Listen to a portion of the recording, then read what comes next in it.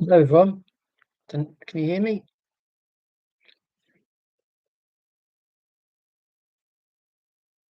Hi, Alan. Did my day go well? I was so bored. I was so bored. You can hear me. Perfect. Yeah, I'd forgotten how to. It's the fourth time I've done this, and I've forgotten how to log in. Basically, you don't go straight to live. You go to manage. Click on manage, and then you can see the live stream that you've already scheduled. But I'd completely forgotten that. It's not very intuitive. Like manage. Like, I don't want to manage. I just want to go into it. So yeah, that's my complaint about YouTube. Let me see what people have been saying. He's watching Emmerdale. I wasn't watching Emmerdale. I don't watch soaps. Do you call them soaps in the US? You know, TV shows that go on and on and on for years.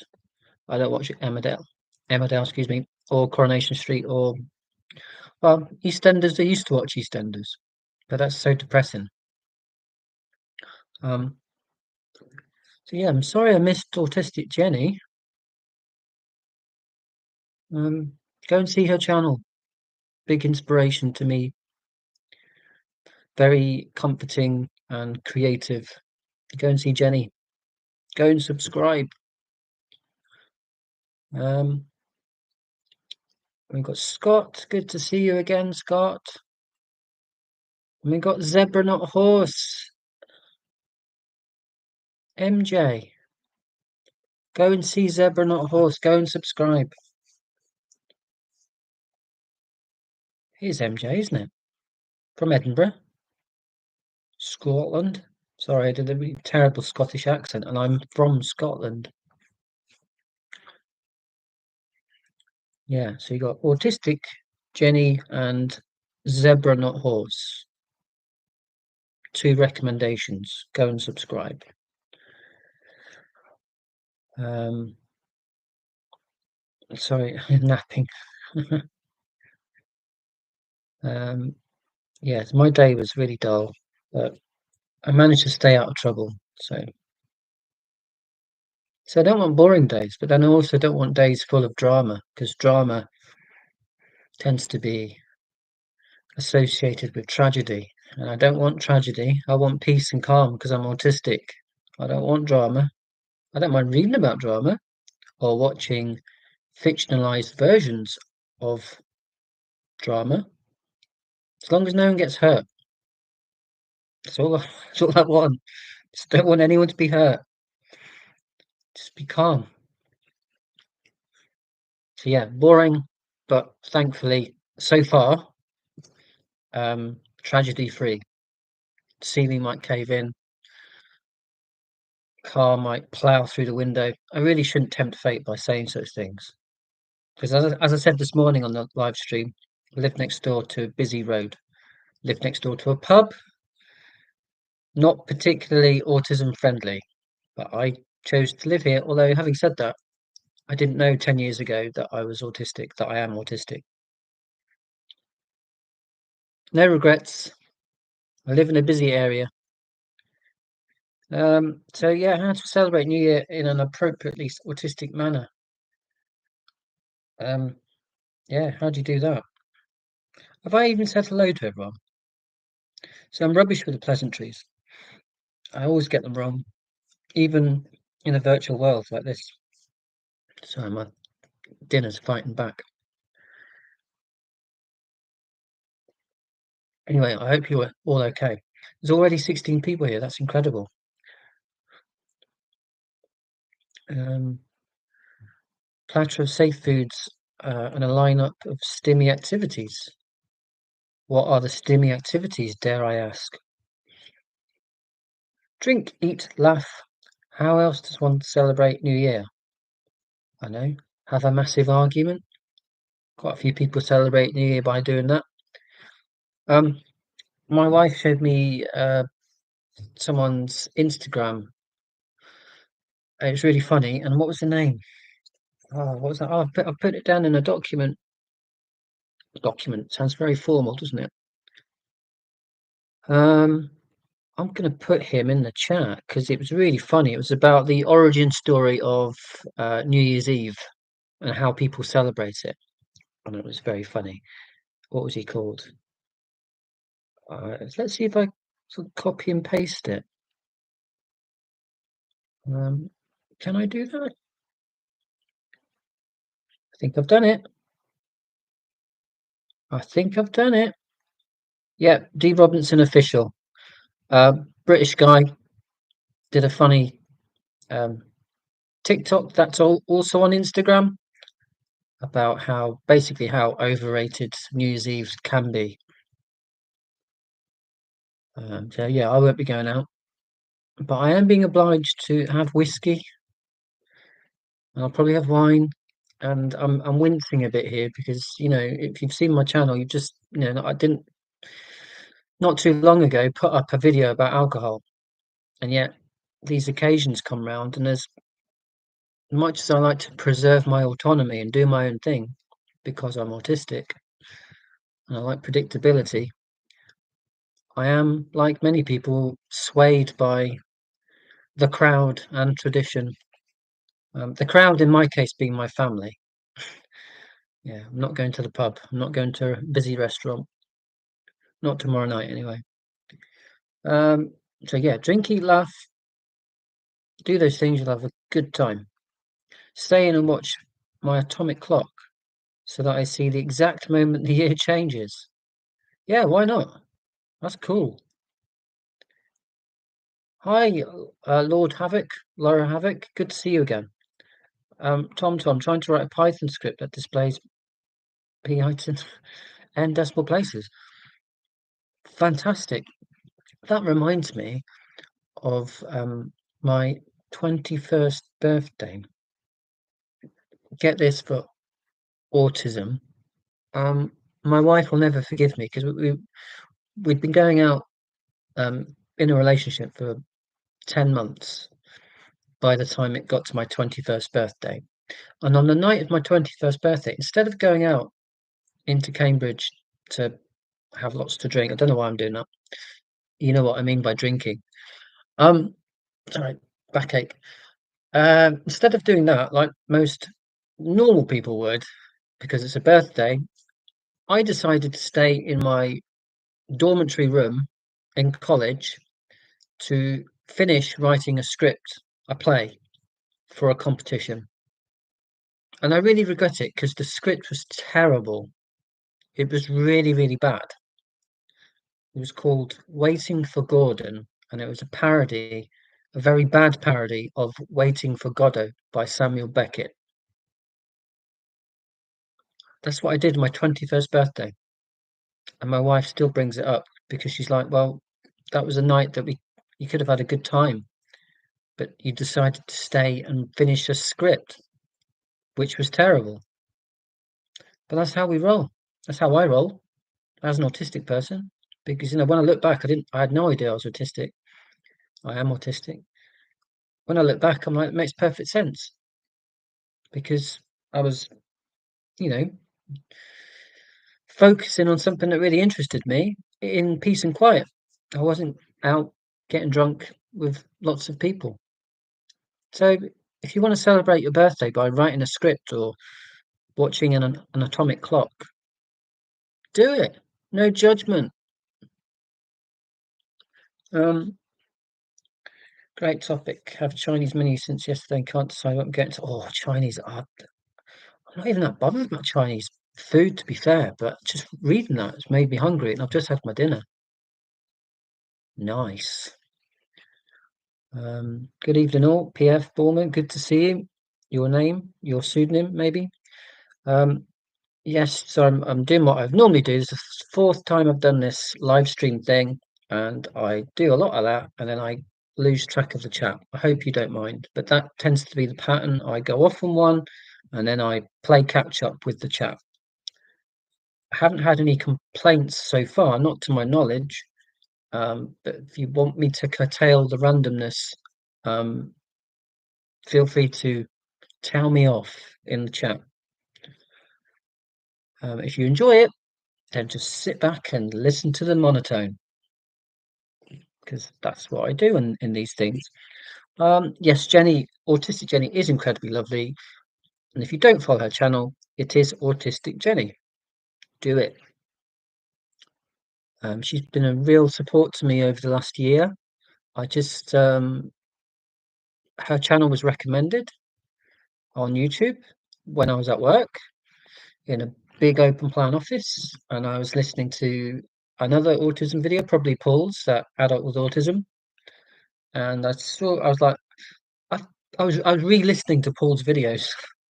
It's like, I'm all due respect to Paul, I've heard the same videos, so I'm gonna see what else is on there. And then Autistic Jenny's was there. I can't remember what video it was, but anyway, I clicked on it. I was like, she is good. I identify with this middle-aged woman, she won't mind me saying that, in Alabama. A lot of what she said, I completely resonated with me. And then I got in contact with Jenny, and I've done a few collabs with her, which are on her channel, with other autistic people whose names I really should have remembered. Go and see her channel, Autistic Jenny. Look for the collaboration videos that she's done, and you'll find even more autistic YouTube creators, and then it'll bring you to more autism channels. So Jenny does a lot for the autism community. So I salute her. I'm very grateful to her. Helen, I used to watch watch occasionally now, but only when I can feel it's quite dull. EastEnders is quite dull. I don't know. Well, if you don't mind, tell me where you're from, everyone. Not your, house number, street. Just, town, state, country. Just country will do. Just so I can get a flavour of get a flavour. You know what I mean. Know where people are from, whether they've seen EastEnders, because if they have, that'll probably mean they're in the UK. Because if you don't know EastEnders, it's a soap, a continuous program that's been going on since 1985. It's set in a fictional district of London called Walford, um, and basically people just argue all the time. It's like really depressing. It's like you don't know nothing. Yes, I do. No, you don't. And then someone gets punched, and then an ambulance shows up, or someone tries to hail an ambulance. No, they don't do that. They hail a taxi, and then the taxi runs that person over, and then everyone's like really sad. And then it goes, and then that's the end. So I'm not really selling it, am I? But if you are interested, have a look online. It's really depressing. Sterling. I've never actually been to Sterling. Why did I say Edinburgh then? I think I just heard your accent and I just thought, sorry, I'm talking about zebra, not horse. Check out my channel. Yeah, really soft Scottish accent, lovely. If you don't mind me saying, not the dare I say, more harsh Glaswegian accent that I'm more used to, on account of my dad being from Glasgow. I lost my Aberdonian accent when I was when I was 7, when I moved down to England. Russell, it received it. So the atomic clock, it receives the time standard from Germany, and my code corrects for the time difference. Well done, code. Good work. Doing its job. Hi, SK, damn it. Good to see you. Thank you for giving up your valuable time to be in this chat room, in this virtual space. Thank you, everyone. Oh my word, it's Lizzie, Creative Autistic. Does the ever so slightly patronizing bowing down thing. Sorry, Lizzie, that was awkward. So Lizzie's up and running with the live streams. She did a practice one 2 or 3 days ago or longer. It was great fun. Do it again, Lizzie. Everyone go and see Creative Autistic channel. Go and subscribe. Again, massive help, massive comfort to me over the last few months. So Lizzie at Creative Autistic, Jenny Autistic Jenny, Paul, Adult with Autism, and I would say Karen at Proudly Autistic. Those are the channels that I've watched more than any others. They've kind of taken over for me, um, Autism from the Inside. So Paul Micallef and Orion Kelly. So two Aussies. I used to watch them all the time. I still watch them, but not as much as Creative Autistic, Adult with Autism, Autistic Jenny, and Proudly Autistic. And there are others that I'm diving into as well. So thank you, Lizzie. If it gets really boring, then you have my permission to leave. That goes for everyone. So hello everyone. I'm playing catch up again, and we stay inside with the kids and play on the Xbox. So I will catch up with the chat. I promise. Play the Xbox, watch a film, play some board games with snacks. Brilliant. Yeah, I've just been told. Well, just before I logged on, managed to get into the live stream that I scheduled, which I've forgotten how to get into. I have been informed that it's pizza tomorrow, and our film. The last film we watched, we do a regular film night in the Lawrenson household, and the last film we watched was absolutely pants. It was proper trousers. Do you know pants is a criticism in the UK for you Aussies, you American, South African, wherever you are, whoever you are. It was rubbish. Um, and it had Paul Rudd in it, and I like Paul Rudd. He's in the new Ghostbusters film. And it had Reese Withers, not not Weatherspoon. That's a pub. Witherspoon. Oh, it was pants. I really wanted to like it. I can't even remember the name of it. So yeah. So I just went on my phone and started reading about where Paul Rudd's from. That's what I do when I'm watching a boring film at home, not in the cinema, because otherwise the phone light comes on and everyone's like, shh, even though the phone's not making a noise, it's just broadcasting light. So I don't do that. I don't like get my phone out and go and wiki in the cinema. Like, oh, Paul Rudd's from Texas. Oh, I didn't know that. Um, but I do at home, like 20 minutes into the film, I'm like, I don't know what's going on.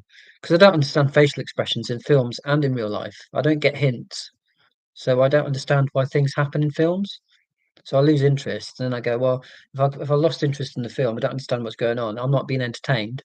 I'll be far more entertained by doing a secretive deep dive on Wikipedia. I'm not harming anyone. But my daughter will clock me. My almost 15-year-old daughter will see me trying to hide the phone underneath my lap. And she'll be like, Daddy, phone. That's true. And I'm not looking at anything dodgy. I'm looking at Wikipedia. That was fun, wasn't it? So yeah, films, snacks, board games, Xbox. Played FIFA on Christmas Day. It's like my annual FIFA fix. Brilliant. Because I'm obsessed with football, if you didn't know that. So yeah, where are we? Don't like being with others, but I love being my husband. It's fun for me if it's just him. Oh, amazing. That's fine. It's more than fine. Um, so it wasn't the wrong decision then, it isn't now either. So because there's a lag because I do that. I'm not quite sure what the wrong decision wasn't. Yeah. I don't remember 20. Oh yeah, 21st. That's how far. Oh, I'm going to play catch up now. I don't remember 21st. So yeah, for those who've just joined, on my 21st birthday, I didn't go out for a pint or several pints of beer with my new girlfriend, who is my wife. We got together when we were 20. We're 42 now. No, she's 43. She's old. I'm only 42. Um, yeah, my 21st birthday, on the night of 21st birthday, instead of going out with her, my new girlfriend, who is now my wife, I stayed in and finished the play, the script. I didn't act it out on my own. I wrote the script, and the script is terrible. So serves me right for being an autistic wannabe author. And when I was I remember writing it, going, "This is brilliant," and then like Probably the next morning, I looked back at it and went, "What? I've missed a really good night out in Cambridge for that." So, yeah. Was it a good decision? I don't know. My wife still teases me about it. Um, Lizzie, is live streaming any less nerve-wracking the more you do it? Um, so I'm just gonna go up to Helen's. I don't remember tweeting about I moved to Bristol when I was 18. I can't even remember if I came and celebrate. That probably suggests it was a good night. Um, yeah, is live streaming any less nerve-wracking? I don't think so. I don't remember being nervous when I did it the first time. And I'm not feeling especially nervous now because I know that people can just leave if they want, and I won't see people leave. I think I'd be really nervous if I could see the names of people leave. Like, I think, the second one, what live stream I did, um, I went to a gig, where I am in Worcester, a poetry gig. Although my daughter says you can't have a poetry gig, you can only have music gigs. But I like to pretend that poetry is rock and roll, so I call it poetry gig because, now and again I share my own poems at gigs. Anyway, a really good poet called Ash Dickinson was doing his thing really well, and a couple tried to leave discreetly, quietly, and they failed in their mission by knocking over the glasses on their table. And Ash was a true pro. He just carried on, but I'll never forget it. And I would have been mortified if I'd seen two people leave while I was midstream, so to speak. Um, so yeah, if I could see people like, no pressure, everyone. Like, if Lizzie, Creative Autistic, has left your boring live stream, I'd be nervous because I'd be like, oh no, I've, I'm boring. I don't want people to go. I want people to show me anonymized love, if there is such a concept. But as it's, you know, me kind of having a bit of a entertaining nervous breakdown in my own home, I'm not nervous. I'm just talking at a laptop. I know I'm not really. I'm talking to actual people, but so yeah, I'm not nervous. It's weird. The first time I had such like every single time I do this, I just have so much fun, and I haven't quite pinned down why. So I do understand why you might feel nervous, but if you are thinking of doing this, don't think about it too long. Just do it. It would be my advice. Because I've had the YouTube channel for over a year, so I was fairly confident that at least three people would turn up. So when I did it the first time and 35 people at one point, I was like, wow, it's 27 people here. That's just amazing. So that was another wild tangent. MJ couldn't do a live stream. I think I've been not be chatty enough and follow the comments. That was my worry. And my worry was that I'd dry up because there'd be no contributions in the chat. So I would be like, oh, that's going to be embarrassing because I've just gone to this effort to schedule in a live stream, and then I'm going to shut it down 5 minutes later because no one's talking. And then people made comments, and then like an hour went, and then 2 hours. So I think if you've been doing YouTube for some time and you know that some people will turn up, then you're going to be fine. And even if one person turns up, what's the worst that's going to happen? Just chat to them, and if they don't want to chat, just log off. No harm done. Do something else. And if you don't want the recording to be stored on your YouTube channel, then surely you can just delete it. But, no one's going to care. Everyone's just going to be like, fair play to you. You've done a live stream. Well, I think so anyway.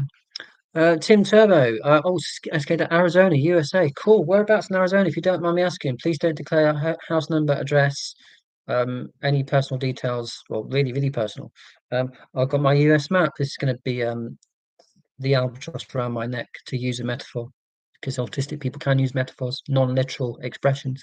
I've got this fixation with maps in general, but for some reason, well, I know the reason because I know that people who've been watching my silly videos, some of those people are from America. So I thought that'd be a great excuse to get out the US map or road atlas and find out where people are from. So Arizona, that's southwest, isn't it? Arizona, near New Mexico, Colorado. Um, oh, so Tim Turbo, recently self-diagnosed. I'm hopping all over the place. Recently self-diagnosed. Earlier, so glad you're making it. Today you're able to articulate your experience. So helpful to me. So, oh, thank you. That means the world to me. I've had a really boring day, and I knew that doing the live stream would just elevate it to a really interesting and worthwhile day. And that comment alone has made this day a good one. So thank you, Tim. It means so much for me to know this, and I know. Well, speaking for Lizzie, she can speak for herself, but to get that sort of response really does keep myself, and I'm sure keeps other autistic people making their videos. Um, so yeah, thank you so much. From Florida, USA. Wow. My daughter's boyfriend is in Florida at the moment, I believe, for Christmas. Went to Universal Studios, lucky so and so. Tacoma, Washington. Oh, wow. Washington State. That's where Kurt Cobain's from, isn't it? Um, Tacoma. Oh, bear with me, everyone. I have to do this. Washington, Virginia. I don't want Virginia, do I? I want Washington. Tacoma. Where's that? No, oh, this is the wrong page. Oh, forget it. I'm doing that thing again. I'll look it up later. Tacoma. I'll write it down. I've got pad and paper here. Tacoma. Look up later. EastEnders is basically tragedy after tragedy storylines. Yeah, the amount of death and misery in EastEnders is unbelievable. Um, Isabel, you missed that live stream. I need to watch the replay. Well, if you were referring to one of my live stream, one of my previous live streams, then crack on. But you know, they tend to be quite long. Although this morning's was about an hour and a half, so that might be the best place to start. Um, Isabella, I tend to gravitate more towards unmasked content creators that just talk, but there are many successful YouTubers out there. They have great content. Yeah, this is something I've been thinking about a lot recently because my own YouTube videos are really heavily edited and I'm playing it for laughs, but obviously trying to get serious points across. Um, and I'm very precise about what I want people to hear. And there's a cost to that in, for me in terms of time. I choose to do it, that's fine, but it the cost is the lack of it reduces the authenticity because it's so heavily edited. By definition, I'm not just being unfiltered me. But I'm worried. This is where my nerves come in. I'm worried about doing a video where I do just talk like I am now, and then I might say something silly, which is bizarre when I'm saying it out loud now because I am just talking as things come to mind, and then the video of the live stream gets uploaded straight away, and I don't mind that. So I'm not quite sure why I'm hesitating so much, whether I should do the unfiltered talking to camera without any edits or with very few edits. Because authenticity is the main reason people watch YouTube channels. You don't need to hear that from me. If you connect with someone, you're going to watch them again. And thanks to someone in one of the live streams I did, I've been watching Dana Anderson's videos or some of her videos, and I turned up to a couple of her live streams during Christmas. And she's amazing. From northwest England, not quite Liverpool, somewhere near there, and she just talks to camera, and she's absolutely compelling. She's so identifiable. So yeah, I might change the heavily edited approach and just go in with the monologues with maybe a few edits. My next video is going to be about religion. That you heard it here first, autism and religion. And I'm not sure whether to just talk or script and then edit. I'll make up my mind tomorrow, hopefully. What film will you be watching this time? Sorry, I'm way behind the chat. No idea what film's on tomorrow. I've got no say in the matter. I'm just boring dad with a Wikipedia obsession. So someone will make the decision. I'm not part of the decision-making process. And you all know, if you've been to a previous live stream I've done, you'll know how frustrating that is for autistic me not being part of the decision making. But choosing a film, I'll let that one slide. Just don't take my mobile away from me, because otherwise I'll be so frustrated. Like, what am I going to do? Starting on those other two, very informative, helpful sites, self-diagnosis. Now, more into people like yourself who talk more day-to-day experiences. Um, yeah, I think there's a place for autism videos that just talk about diagnosis, assessment processes. And there's another autism YouTuber called Purple Ella. I don't think she's as prolific as she used to be. Putting her in the chat. But one of her videos, it's just called Autism Assessment.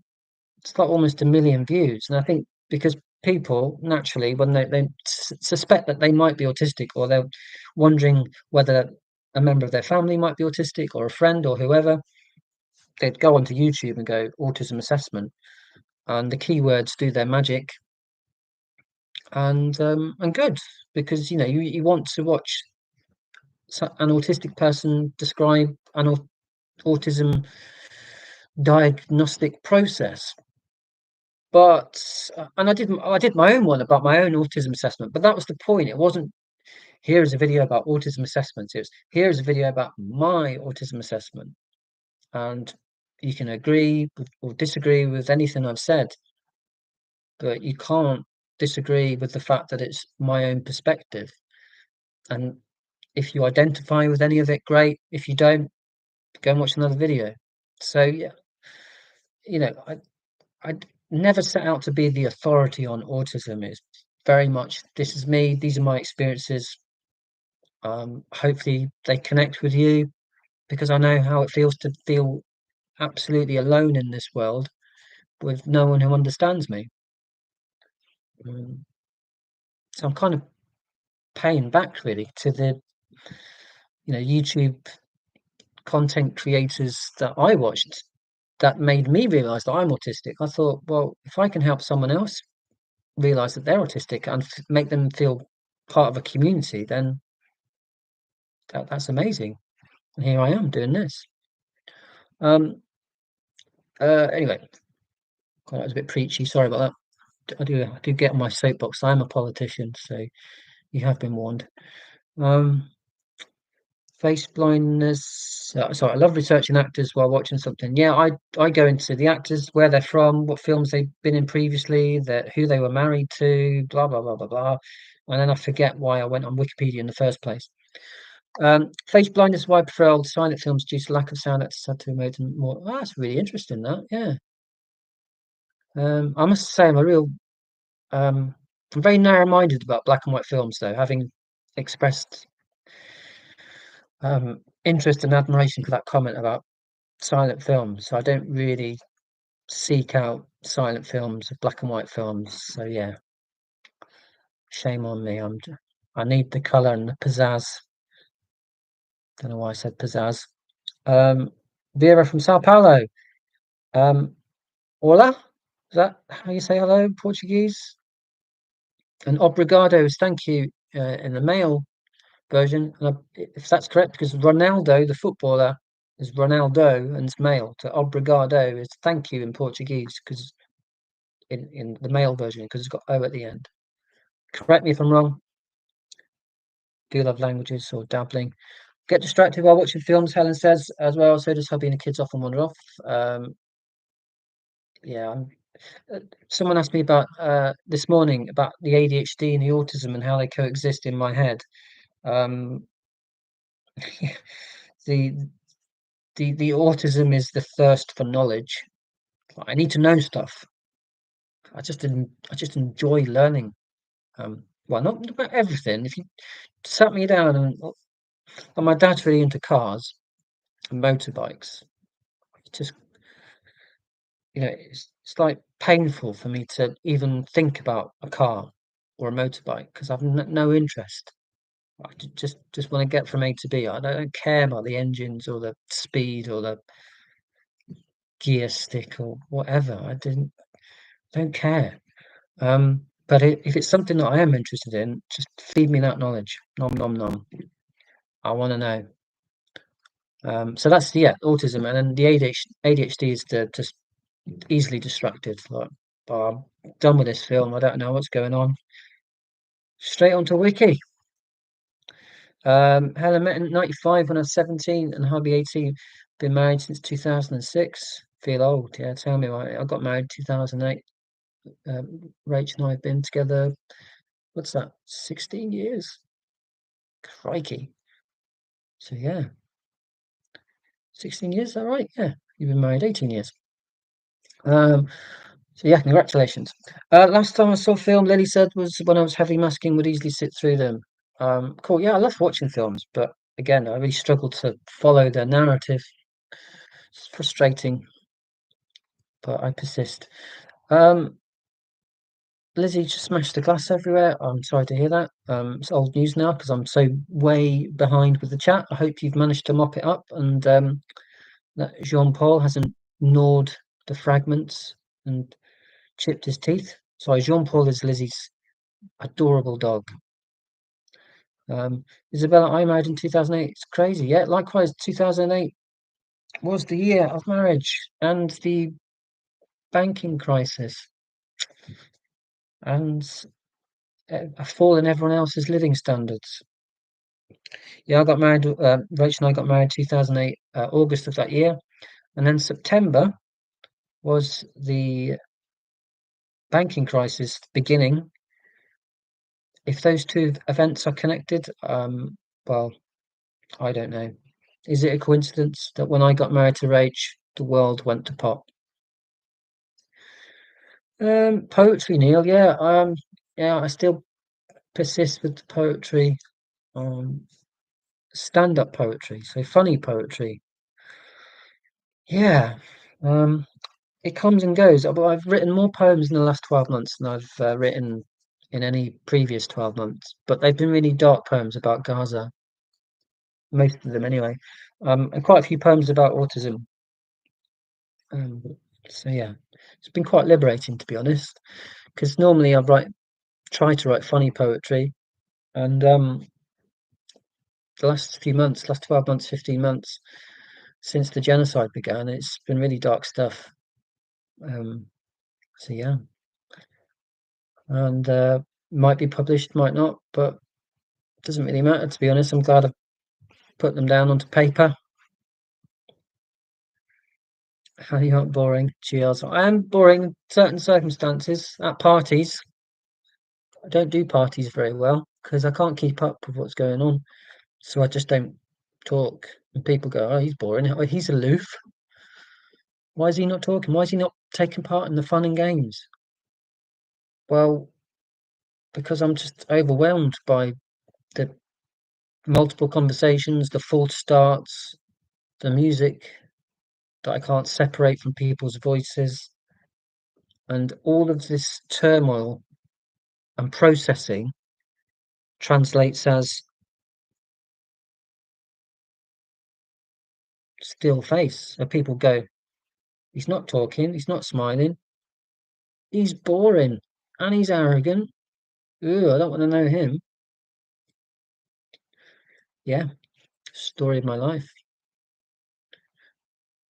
So give me an online party like this is really, isn't it? It's an online party.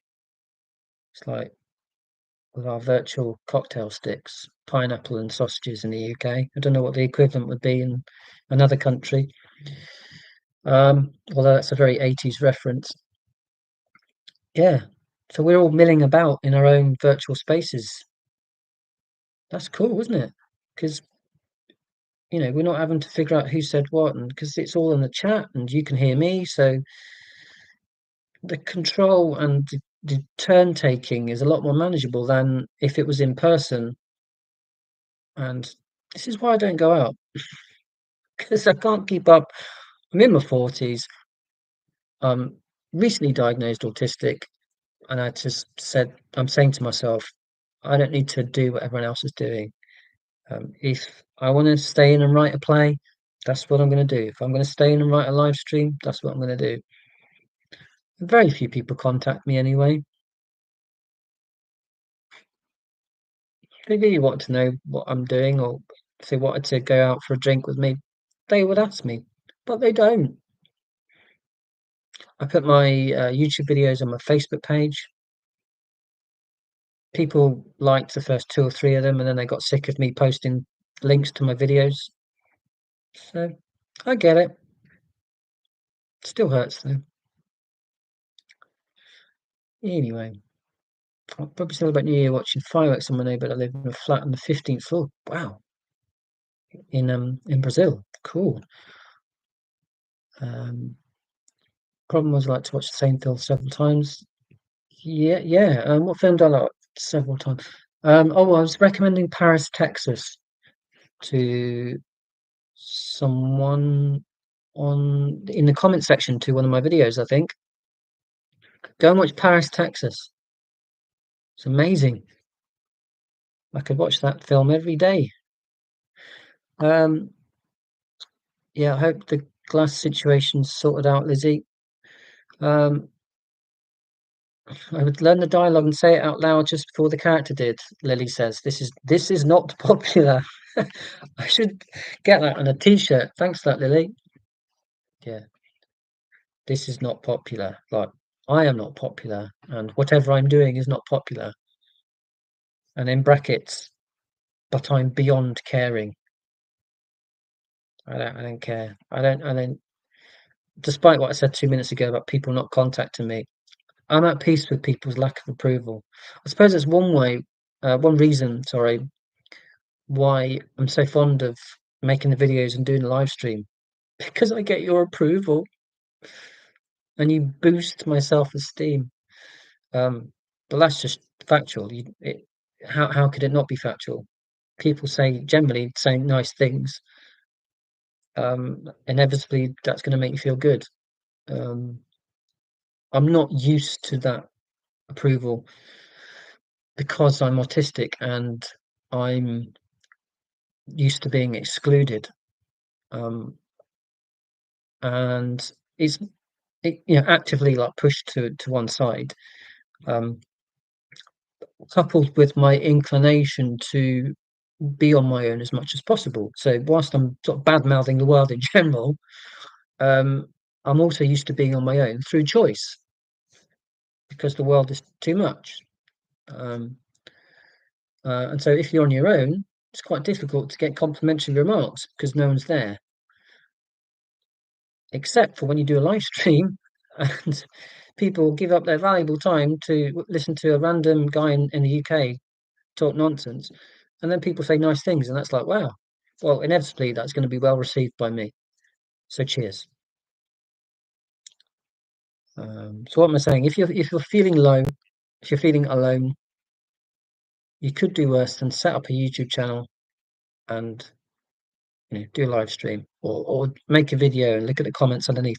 And yes, one deterrent from doing that and from doing live streams is you get your trolls, you get people who are just negative, and that can bring you down. And you maybe it's an autism thing, I don't know, but maybe it's just a human nature thing. You latch on to the negative comment despite 100 people saying something nice. One person says something horrible, and that's the comment that you fixate on. I understand that might put you off doing what I'm doing now or setting up a YouTube channel. And I've had some nasty comments, but thankfully not very many so far. But yeah, they're vastly outweighed by the positive comments. And it's not me saying I'm making this, doing the live stream and making videos so people can boost my self-esteem. As nice as that is, that's not why I'm doing it, to advocate for autistic people, because we need clearly lots of advocacy and correcting the narrative and sticking up for ourselves. I'm just adding to the chorus, you know. Um, So yeah, if I get nice comments along the way, then that's a bonus because really the mission is to advocate, to speak up for autistic people, to make the world a better place for autistic people. And along the way, people say nice things, great, because that's just going to make me keep doing what I do. And one day my ADHD side of the brain might go, "Oh, I'm bored of this now. Just stop with the YouTube." That might happen, but it's been fun. I've had a good time. Sorry, water. Um, yeah, I hope the glass wasn't smashed in frustration, Lizzie. Learn the dialogue and say it. I just I've said that bit already. Not popular. All sorted now. Yeah, cool. Did I say I make poetry? Yeah, I do. I do make poetry. Yeah, I've written a lot of poetry this year. Um, but I wouldn't say that's a good thing because that shows how bad a year I've had. Um, yeah, but it's all on a file, and autism and Palestine. Those have been the two main themes. Um, but back in the day, it was sort of funny poems, puns, sort of, yeah, just throwaway stuff. Creative Autistic is one of the people who have helped me so much this year. Likewise, thank you, Vera. Obrigada. Thank you, Lizzie. So relatable. Yeah, I mean, I don't think Lizzie mind me saying this, but sort of similar age. The fact that we're in the UK, that we've just found out that we're autistic, and just the absolute honesty, um, and the variety as well. Like, it's all about autism, but there's so many aspects, and Lizzie's just got all these ideas, and yeah, always a highlight. I think it's fun when I try to be interesting when I don't have anything to go on from chat. It's a little embarrassing. Yeah, I don't get me wrong, Isabella. If you guys weren't using the chat, I'd just dry up like I just did then. I'd be like, okay, I'll go and look at Wikipedia then and have a cry. Uh, but because you're very kindly being so fascinating in the chat board, I can sort of hang my hat on that and witter on for a few more minutes, and then you add some more comments, and then before you know it, you've all aged a year because a year has passed. All Tucson. Tucson, there we are. Heard of Tucson, Arizona. Cool. Um, Fantastic. There's lots of emojis going on down there. So let me catch up. I think it's fun when I try to be into don't really go yeah, said that bit. Tucson, Arizona. Orlando, Florida. Tim Turbo. Yeah, that's where my daughter's boyfriend is or was 2 or 3 days ago. Small world, isn't it? Lily Northover, sorry, Lily. I also wanted to sit and read all the credits before I would leave. Yeah, I'd do that in the cinema. I'm like, I've paid a lot of money to see this film. I'm gonna watch right down to the Roman numerals at the end of the universal symbol, and then I'll go home. And even then, like a member of staff is like trying to pick bits of litter, not my litter because I'm autistic, I'm tidy, but other people's litter. So I'll be like being ushered away from the cinema because I'm there to watch every single word and Roman numeral. Oh, Maine, USA. I was looking at my grandma's atlas because I was getting bored of the small talk. I was looking at Maine for some reason. Well, because it's right next to Canada. Right? And Massachusetts seems to get a lot of attention, but not Maine. Is that? Am I just making that up because of Boston? I don't even know what the biggest town or city is in Maine. That's shameful. Particularly as I was looking at a atlas 2 days ago. Minneapolis, cool. Where Prince is from. I know I've said that before, but I'm saying it again because I love Prince and I miss him. I've never met him, but I miss him. I miss Prince, George Michael, I think about probably more than I should. Never met George Michael, but passed away on Christmas Day 8 years ago. So maybe that's one reason why I think about him. What a gift he was. And Prince, and David Bowie, who died the same year as George Michael. Oh my God, I'm really raising the mood, aren't I? Lizzie's on the iPad today. I'm not sure why it doesn't auto-generate handle names. I don't know either. I'm learning something new every time I do a live stream, so sorry I can't help. Anyone else able to help there? Michael Tuscan and Orlando very warm year round. I'm in Apple Valley, California, a desert town just 3 hours away from Las Vegas. You know what I'm going to do when this live stream's finished, don't you, everyone? So I'm going to look up Tacoma, and then I'm going to look up Apple Valley. Cool. Which reminds me, because I've got ADHD brain and I make random connections all of the time, I listened to a really beautiful song by an artist who goes by the name of Windsor, and let me spell this right. Desert Song. He's from San Diego, I think. And anyway, this song that he's written, Desert Song, is beautiful, and it makes me want to move to California, which is amazing because I'm from Shetland and I don't like warm weather. But this song is so beautiful and evocative that I wish I could move to California just because of his beautiful lyrics and etc. etc. So check him out. I've put his name in the chat. Um, Woo Academic Omnifarious, you've made it. Thank you. Hello again. Fantastic. And sorry, I've just acknowledged your comment because I'm doing what I normally do. And there are 34 people in the room. Oh, this is peak. It's amazing. Thank you so much, everyone. Isabel, you have fascinating thoughts, Neil. I think you could totally make unedited videos too. Yeah, I'm thinking about it. I'm thinking about it. So Wednesday, New Year's Day, I'm thinking about doing the filming then. And I am thinking of taking the lazy option of just pressing record and talking, but making sure I've got headlines, like notes of topics that I want to cover to give it some structure, not just like go record and go, right, religion and autism.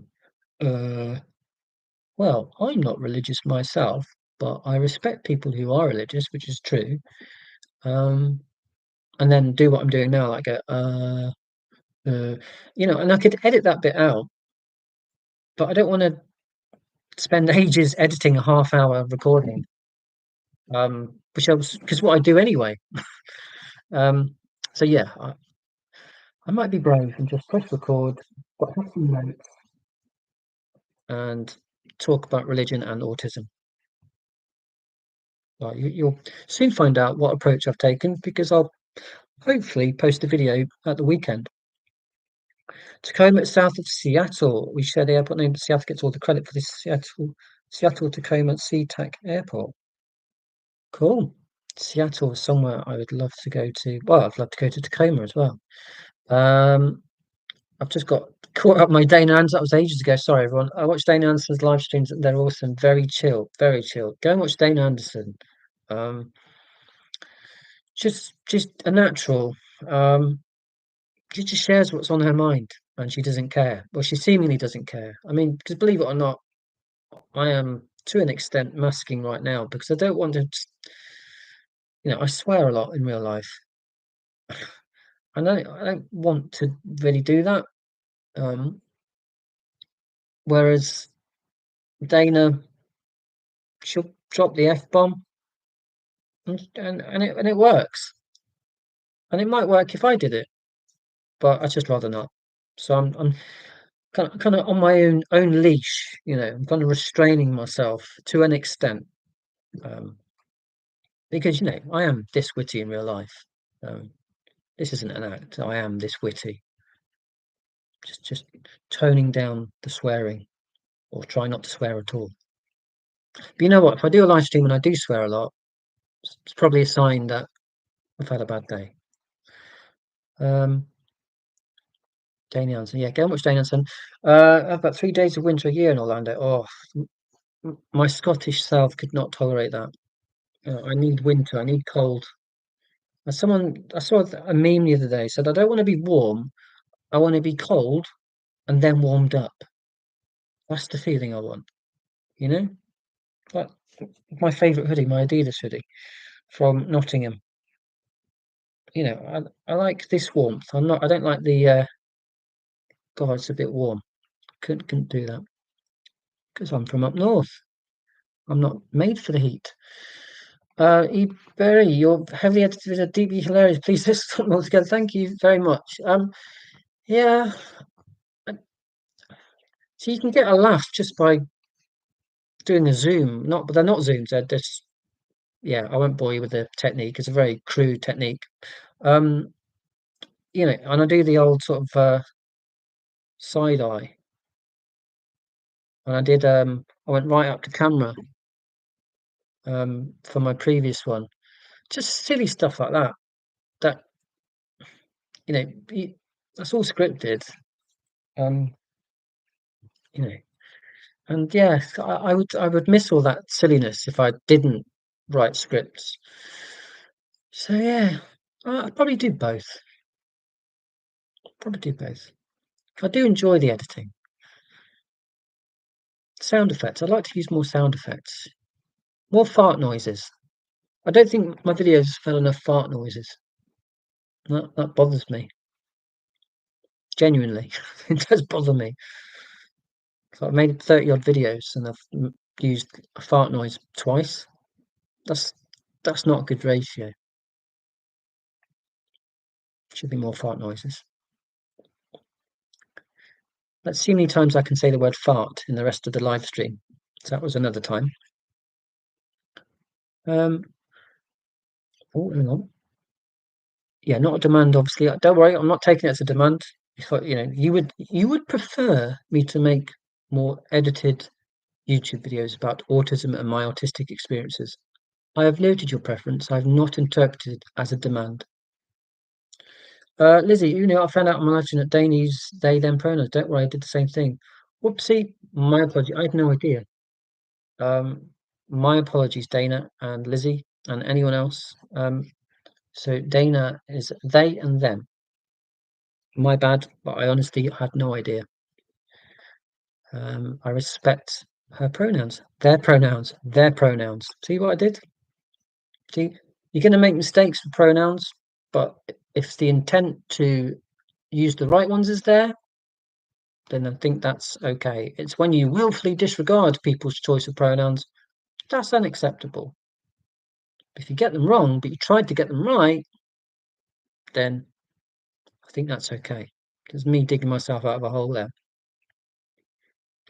God, I'm way behind. Crikey.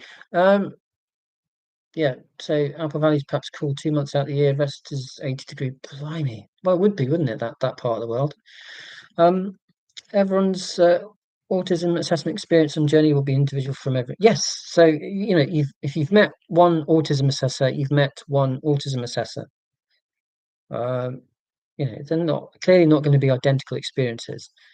Mine, my assessment was abysmal. It made me feel less of a human being than before I went into the assessment. It was just horrible. But I've read about plenty of great autism assessments that other autistic people have had. So don't let my experience put you off getting an assessment. Let the waiting times and the expense put you off. You don't need me to put you off. There are plenty of other reasons.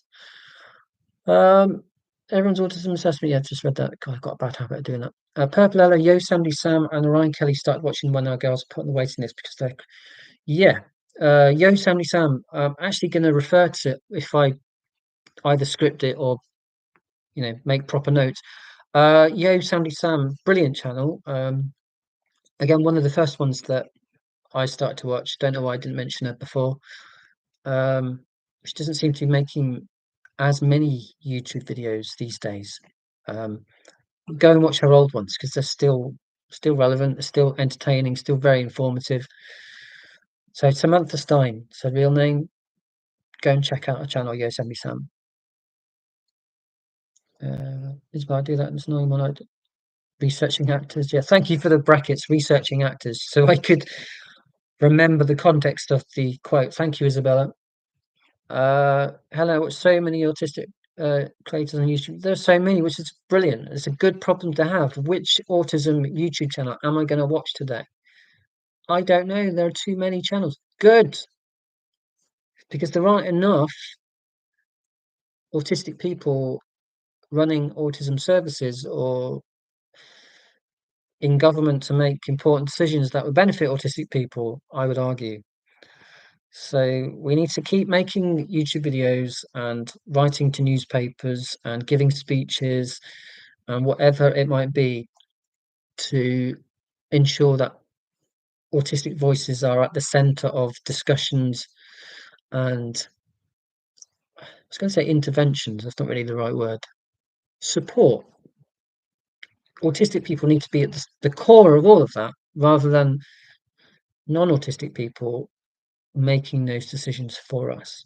So we still got a long way to go. So go and watch YouTube channels created by autistic people. And if you've got a problem deciding which one to watch, that is a good problem to have. Me and my soapbox again. Bad habit of doing that. But I am a politician as well as a poet and other things that are rude and I won't share. People call me all sorts of things. That's what I mean by that comment. Moving on swiftly. Um, community and others. Thank you, Askadana. The community and others have provided has been invaluable. Yes, I feel totally alone my entire life. Yeah. So as soon as this stream's finished, I'll be on a wave of euphoria because that's how I tend to. That's how I felt the previous three live streams. I'm like, this is just amazing. I'm chuntering away in my own study, which sounds very posh. Study. Notice I put the books. I've not read those books. They're just there for show. Um, I've been chuntering away on my own, and I feel euphoric because I know that the people who have chosen to listen to me, um, they understand what I'm saying.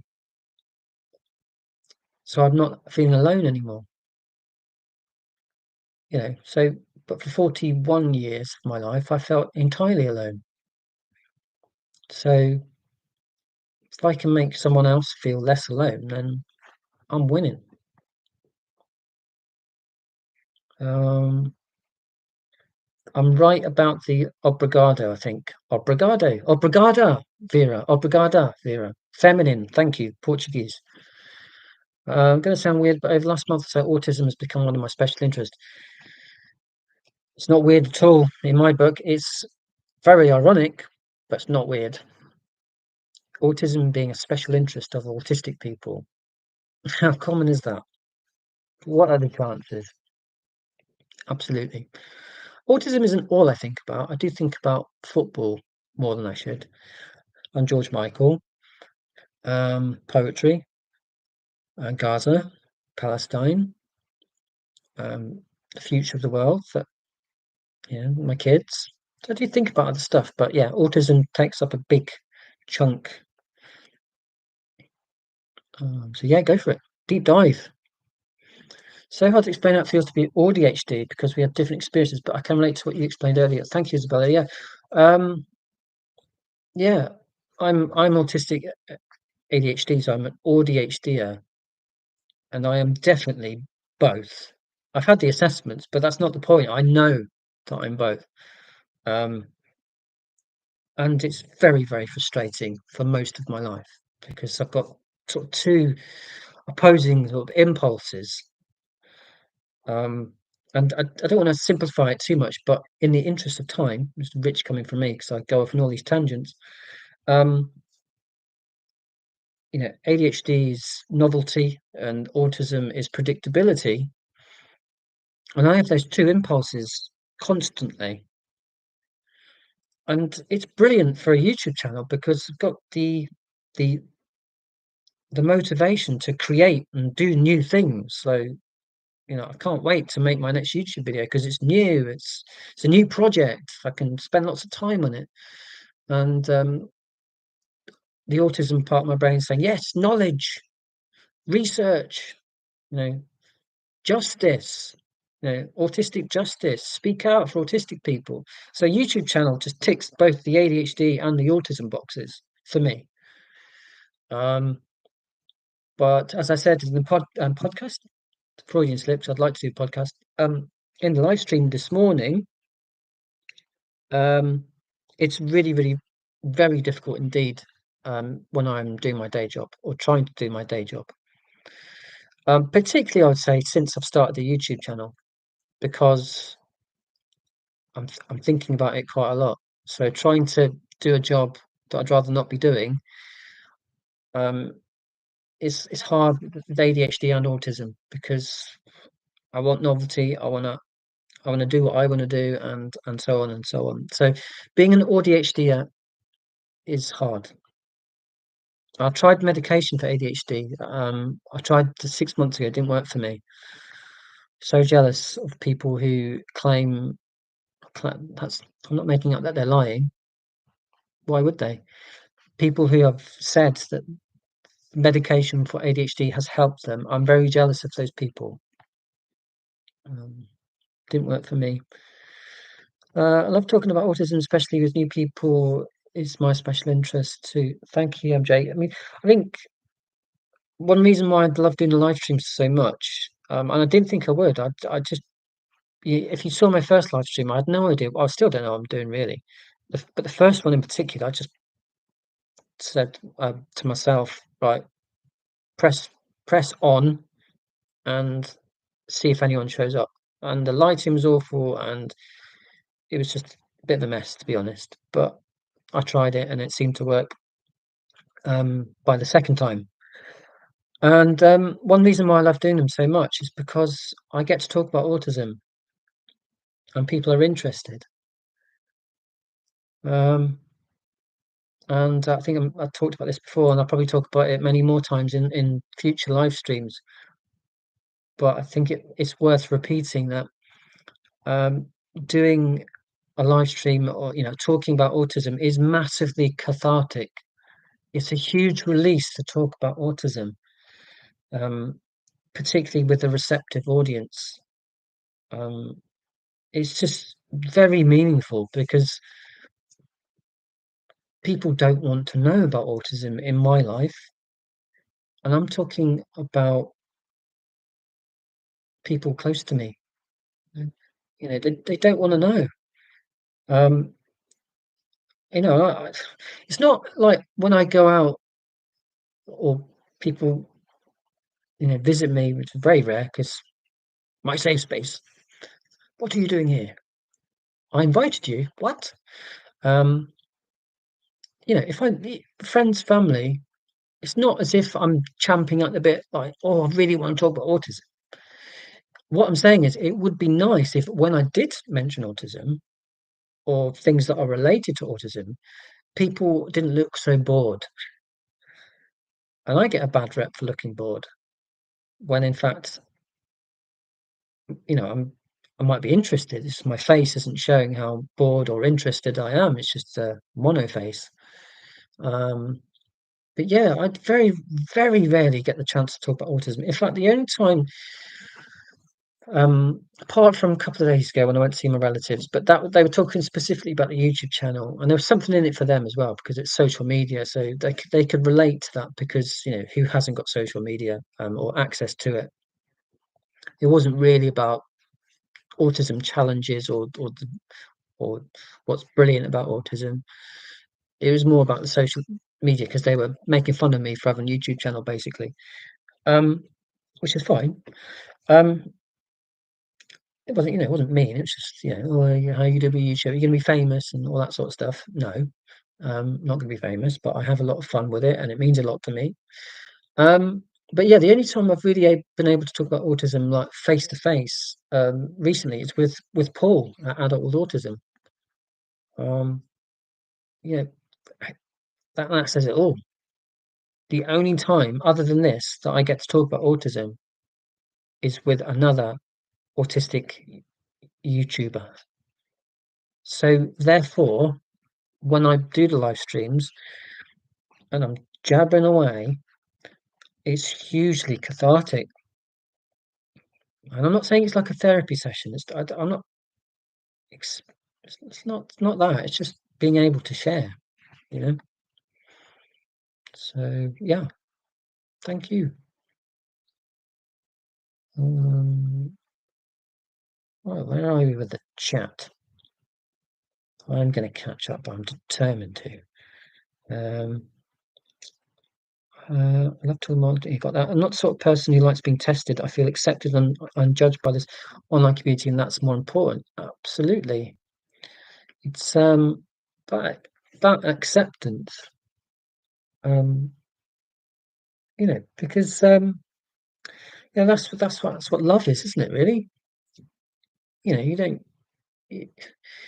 you don't say to use an extreme example.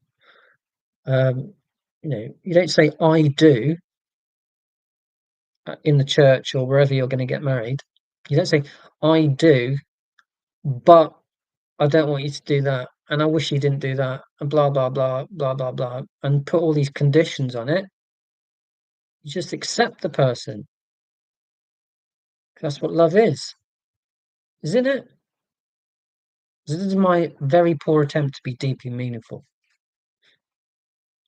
using a very bizarre wedding analogy and somewhat predictable wedding analogy. But you know what? If you're going to use an analogy, better to use a predictable one if you are autistic. God, my words. Um, so that's how I feel too. Actually, makes it too much trying to make people understand. It can be very draining to get people to understand. But I'm just talking about baseline level of interest. And I find it really frustrating and invalidating that people aren't interested. But I have to confess that, I've got sympathy for people who don't have an interest in autism because I was like that until I realized that autism applies to me. I'll hold my hands up. Um, you know, I wasn't interested in autism at all until it related to me, until I realized that I am autistic. So I do get it. Why would you be interested? Like, why would you be interested in any condition that is not immediately relevant to you? But that said, I don't want to apologize too much for other people's bad manners. It's like, oh, autism, eye roll. It's like, oh, come on, show a bit of decency. Like, listen to me for 2 minutes. Very, very rarely get that. Um, and they say we don't understand non-verbal cues. I understand what an eye roll means. I mention autism. Someone does that. That means they don't want to listen to me talk about autism. I get that. But I can't see your eye rolls because you're just names. But I'm sure you're not rolling your eyes. I'm sure you're whooping and going, "Go, Neil! You're saying what I'm saying." I know that's what you're all doing, or you're clearing up broken glass like Lizzie. I hope not. Um,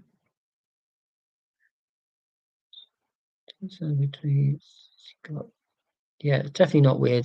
Deep diving into autism as an autistic person is very common, and why wouldn't it be? Because you're getting to know yourself.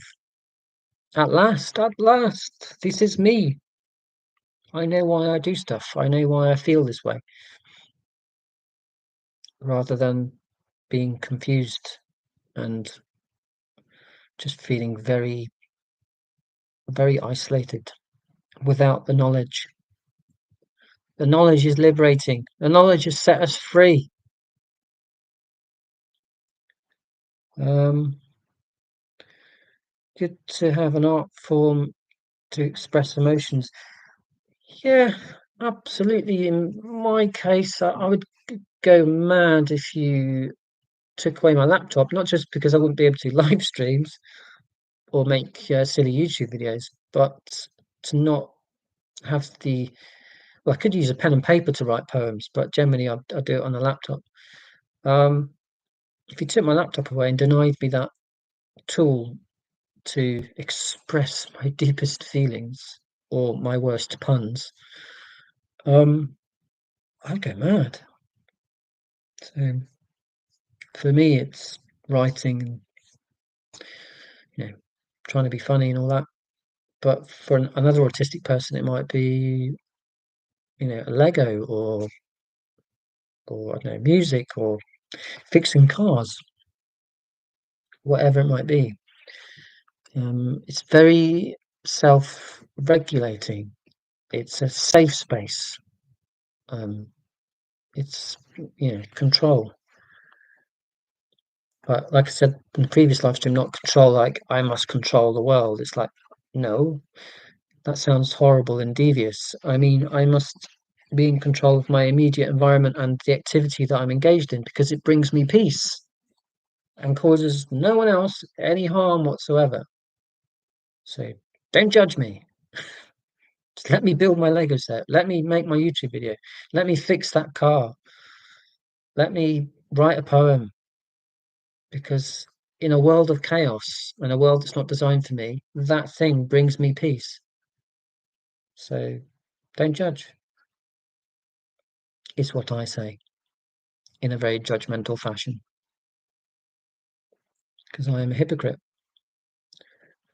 Um, you're different. You don't fit with normals. Fit in here. Yeah. Well, this is it. That's why uh, this is so important to me because it comes back to that expression. I like being alone, but I don't like feeling alone. No one likes feeling alone. The most antisocial autistic person doesn't want to be completely disconnected from humanity. And if they say they want to be disconnected from humanity completely, they're lying. They want to be loved and appreciated like everyone does. So, yes, they might want lots of alone time. Completely understand that. Um, because of peace and the need to know what's about to happen, and probably a lot of trauma because people have mistreated them. So being alone is a sensible option, but you don't want to feel alone. No one does. Not true. So yeah, fitting in here, but this community, it works for me because I know I'm not alone. Because I can see comments that I completely resonate with me. I watch other people's YouTube videos, other autistic people, and I'm like, That's incredible. They're saying what I feel, but better than I could ever say it." Um, Vera, I've been thinking of having a T-shirt with that. Yeah, but please keep up the T-shirt making. Something like now and again, I think about having my own T-shirt press, whatever the machine is. You emboss a logo on a T-shirt, like make my own T-shirts. I think some autistic YouTubers do that. They have like their own merchandise. I'm like, that boggles my mind. Like, not only have you got a YouTube channel, you've got like mugs and T-shirts and hoodies with your YouTube logo on it. God, amazing, like a mini business. You mean I'm amazed and baffled by all that because, as you can see, I'm a complete amateur. Um, but yeah, maybe one day I'll have a mug with autistic, not alien. I'll know I've made it when I'm sipping tea out my own face. Yeah, winning at life. Yeah, sipping tea out my own face wasn't on my live stream bingo card. If it was on yours, let me know in the chat. Let me catch up. Text forms of communication are superior. No one can talk over you. Academic omnifarious. Thank you. Yes. I love texts, emails, chat boards. So whilst I'm gabbling on, as is the nature of a live stream, it'd be very dull if I was just tapping my contributions in the chat. What would be the point in the camera, and so on. Whilst I get all of that, my preferred mode of communication in this chaotic world that's not designed for me is the written word, because I've got time to think about what I want to say, to choose the words. And in fact, I've done a whole video about this. Shameless plug, forget about that. Called Do You Know What I Mean? Because people so often don't know what I mean, despite me agonizing over precise words, which you can do when you're writing because you've got time. Spoken conversation is so challenging for me. Um, so I opt out of it as much as I can. And so then people think, oh, he's antisocial, he doesn't want to be friends. It's like, no, it's just I've been so misunderstood so many times. And likewise, I struggle to understand other people because it's happening too quickly and people have got agendas and they think I'm saying one thing when I'm saying what I mean because I'm autistic. You know, I've got an agenda. I want peace and harmony. So it'd be better if we just listened to what I said, you know, understood the words, the definitions of the words that I'm using, and just, accepted what I've just said rather than going, well, he said this, but he meant that. No, no, I don't do gossip or agendas. I do my version of truth, you know, which actually sounds like I've got an agenda, but you know what I mean. I want it to be as crystal clear as possible.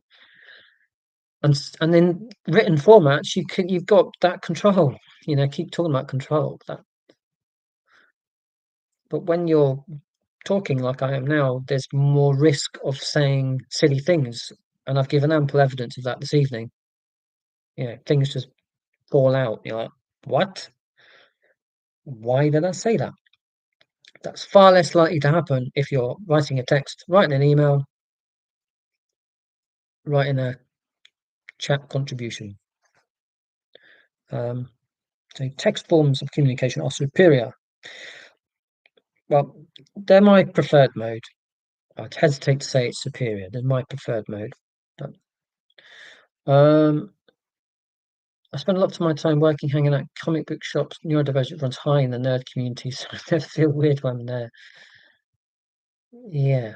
I went to a comic book shop in Nottingham because my friend wanted to go, and I'm not interested in comics really, but I did really like the atmosphere, um, because people were clearly in love with that shop, um, and it was very creative and really interesting place. Even though I'm not that bothered about comics, and it did feel less of a shop and more of a community hub. That sounds a bit cheesy, but I mean it. It's like I can totally understand why people might go there and just hang out and not buy anything. Um, so yeah, good for you. Um, Isabel, I feel so validating this community and resonate with so many other neurodivergent people. Yeah, validation. And in my case, very belated validation. Um, so it's a source of frustration that I will carry to my grave, not having had validation much earlier in life, but I am where I am, found out in my 40s. So yeah, better late than never to have that validation. Uh, Most people do not want to meet up some more about doing something. Um, Is that most autistic people quite fabulous? Yeah, I really struggle to meet up with someone if there's not an objective. It's like we must, we must write a script together, or and I don't really mean that, but if it's just like let's meet up, I'm like, like sweating at just the thought of it. Like, what am I going to say? So it's a bit like what we said about the live stream. What if I just turn up and no one else says anything? I've got no prompts. I've got no notes. What am I going to say? So yeah, the concept of just meeting up is terrifying to me. If you want to meet up and talk about uh, Wim Wenders, the director of Paris, Texas, then that's an objective, and I've got something to talk about. But yeah, if it's just let's meet up, it's like yeah, what, talk about the weather? No thanks. Um, my mum and I forget to talk for weeks, sometimes months. And my sister-in-law phones her mum more than once a day. I wouldn't remember. I never contact others, and they don't seem to be bothered. Helen, I'm the same. To be honest, I mean, I say that my dad is very good at contacting me, and I do contact him back once a fortnight these days. But my mum, I think I met my mum a couple of days ago, because it's Christmas and all of that. Can't remember the last time I spoke to my mum on the phone. She doesn't phone me. I don't phone her, and I don't resent that. And I do the WhatsApp again, written communication. Uh, what we do WhatsApp each other, but I really hate the phone. Um, so I'm not going to phone people. Um, and messaging people, I'm really bad at it. And people don't message me generally, and that's not to get sympathy. It's just true. People don't. But again, why would they if I'm not contacting them? But I've never understood how people manage it, because there are so many people that I actually know trying to contact them on a regular basis. All of them, that's all I'd be doing. I wouldn't have a job. I wouldn't be able to be a dad. I wouldn't have a YouTube channel. I'd just be continuously phoning people up, messaging them, saying, "Oh, you all right? Right, brilliant. You're all right. I'm glad I asked you. Right, next person on the list." I mean, I've got about 550 Facebook friends. Friends. So how? And yet people manage to keep in contact with everyone they know. I really do not understand it. And I've got too much going on up there, like not intelligence, but just conversations and randomness. And this is occupying itself. So I'm not being selfish by not contacting people. I don't like the phone. I'm rubbish at the small talk stuff. And this is being pulled in two different directions, at least. Autism, ADHD, YouTube, whatever. So yeah, don't feel, if you're autistic, or even if you're not autistic and you're listening to me ramble on, don't feel bad about not being able to keep in contact with people on a regular basis, because you know I'm with you on that, and I've heard plenty of autistic people say that they struggle with the keeping in contact. Doesn't mean they're a bad person.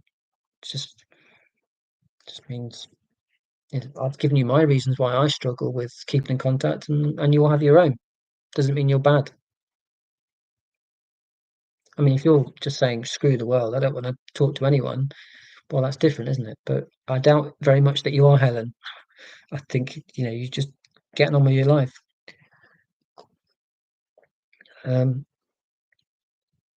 anyway, let me catch up. Apologies, everyone. Yep. So Vin Vendors, Paris, Texas, and The Wings of Desire, which I've not yet seen. I think it's got a new film out last year, earlier this year. God, it's been in his 70s now, 80s. Or maybe not. I think the main purpose of having a live stream is connection and support. Yeah, absolutely. I honestly thought it'd be a crushing failure, but I was intrigued. I think Isabella was. yourself actually that made me take the leap. I watched a live stream and I was like, you know, I know this person, so I keep doing the quote thing. Sorry about that. I know this person. I've seen them. They seem relatable. They're doing a live stream. I might have a go at it myself. And it was Christmas, and I didn't have to go to work, so I just thought, yeah, let's do it. And here we are, number 4.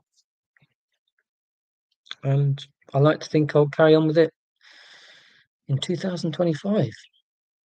But I enjoyed it. Have enjoyed it far more than I thought I would. Um, yeah, I can proofread my stuff before send. Yeah, but then even then, people interpret the words that you've chosen and read between the lines. Something I am terrible at as an autistic person is reading between the lines. Why don't you read between the lines? Why don't you read the words that I've actually used? How about that? Flip side of not reading between the lines, it's not the flip side, but related to it is not being able to flirt, which I've mentioned before, and it's only something I've thought about recently. I'm gutted that I can't read between the lines in that way, or not gutted now because I'm happily married and I don't need to flirt, of course.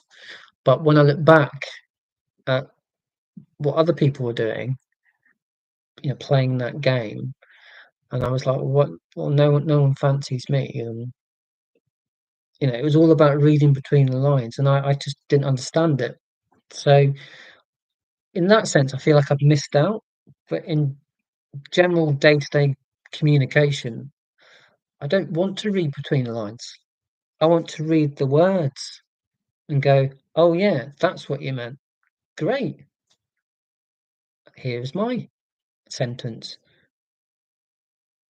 Reciprocate, reciprocate. We all know where each other stands. Fantastic. Right, bye. I'm going to make a YouTube video now. Cool." Instead of this, well, I think he said that, and I'm not happy because he looked really miserable when he said it. Autistic monoface. I wish I had really animated facial muscles. I really wish. My gran, I absolutely love my gran, and I'm jealous of my gran for the way she can vary her voice and her eyes light up when she's telling a story that she's really interested in, and it's just brilliant. It's like a show to me. It's like, what? You're a magician, Gran. Look at look at the enthusiasm and the variety. I'm just like, I'm exhausted just watching that.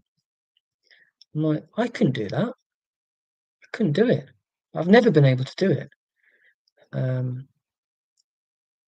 yeah, maybe because I'm thinking too much about the precise words, but it took me until like this year, 42 years old, to understand finally that the words aren't what a lot of people are listening to. They're, that thing they say about body language and tone of voice is it's true. But I always wanted to believe that whilst body language and facial expressions are important, if you were very clear in the words that you'd chosen, people would listen to those words. And boy, was I wrong. Very frustrating. Um, Sorry, let me scroll back up, everyone. Do bear with. An hour and a half. Incredible. People are still here. You legends. Here's a weird ADHD tangent. What would you say in another, not in a different country, not in the UK, not in England, what would you say that is equivalent to "you legends"? Like a phrase or a term that you'd use for a bunch of people that are really cool. Does that make sense? I say "you legends." What would you say in a different country? Maybe you'd say the same. Say "you legends." Um, and then about 10 minutes from now, I'll catch up with that, and then I'll be like, "Why? What? And then I'll forget my own question. Sorry. Um, right, let me scroll back up. Crikey, I've got a lot of catching up to do. I'm going to really work hard on catching up now. Um, right. Oh my word. Oh, I love all the chat there. This is brilliant. This is a good problem to have. Always is. Um, oh no, Lizzie's gone. Oh, so I've done that again. Lizzie's gone. I'm not even saying goodbye. Sorry, Lizzie. I'll catch up with you later. Um, okay, God, I've got so much catching up to do. Right. Okay. I've got back to my own comment about Windsor. God, I'm so far behind. Do bear with everyone. Please don't vanish. And if you do need to vanish, then that's fine. Um, well, some really fascinating stuff going on here. God, this is definitely the most boring part of the live stream, but it's important that I do try to catch up. Um, where have we got to there? Right, okay. Yeah, poetry. Yeah, if you want to see my poetry, just Google me. You'll find some silly poetry. I've got a website and everything. No one reads the website, so be the first people to look at my website. Um, in fact, I should probably put that in the YouTube video description. Don't know why don't I do that? Okay. Note to self: include non-visited website in video description so that it becomes a visited website. Um, most people know. Yeah, got that. Win vendors. Catching up. Yes, the opportunity to delete comments when you've written them is always a good thing about being able to write comments. Editing. As you know, I love that. Um, I like to think that we still connected to Hastings, that they felt something so strongly they had to comment on it. Sorry, I know Lizzie's probably not in the chat anymore, but I would like to acknowledge that is true. If people are making horrible remarks, then that's a lot better than indifference in a way, because at least you've made them feel something, you know. And whilst they may not feel the way that you want them to feel, you've made an impression. So that's a great way of, you know, re-looking at a horrible comment. If you ever receive a horrible comment through a YouTube video that you've made, or just in real life, you've made them feel something. It's worse to be invisible. Um, I don't think yet. My brain's a server overloaded with facts and figures, tightly coded small talk, a glitch, a facial. But tell me about dinosaurs. Yeah, I'm the same. I mean, I've I've tried to engage in small talk, and then I've latched on to something that someone said, and then I've probably shared a boring fact. Well, it's not boring to me, because otherwise, why would I share it? And then my poor wife, because she's generally been the person standing next to me, has gone, well, why would you share what the capital of Bolivia is? It's got nothing to do with what that person's just been talking about, but it's knowledge. I must share, and share I will, and lose friends I will, and talk in a weird Yoda-like way I will. See why I don't go out. Um, Lizzie saying, thank you for your kind words, very much likewise. God, I'm way behind, going to catch up. Thank you, Lizzie, again. We're here for the New Year stream. You didn't put in the New Year stream. You didn't put in which year. This is the last one I've scheduled. But I don't know when the next one will be, because it's going to get trickier, because next week my wife goes back to work, and then I'll be on dinner making duty and washing up dishes duty, and the stuff that I normally do, because we both work and one of us has to do it. No resentment, it's just the way it is. It works for us.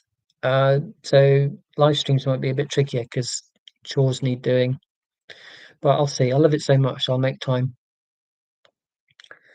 Nearly George has a boyfriend. I assume she was like 5 or 6 years old.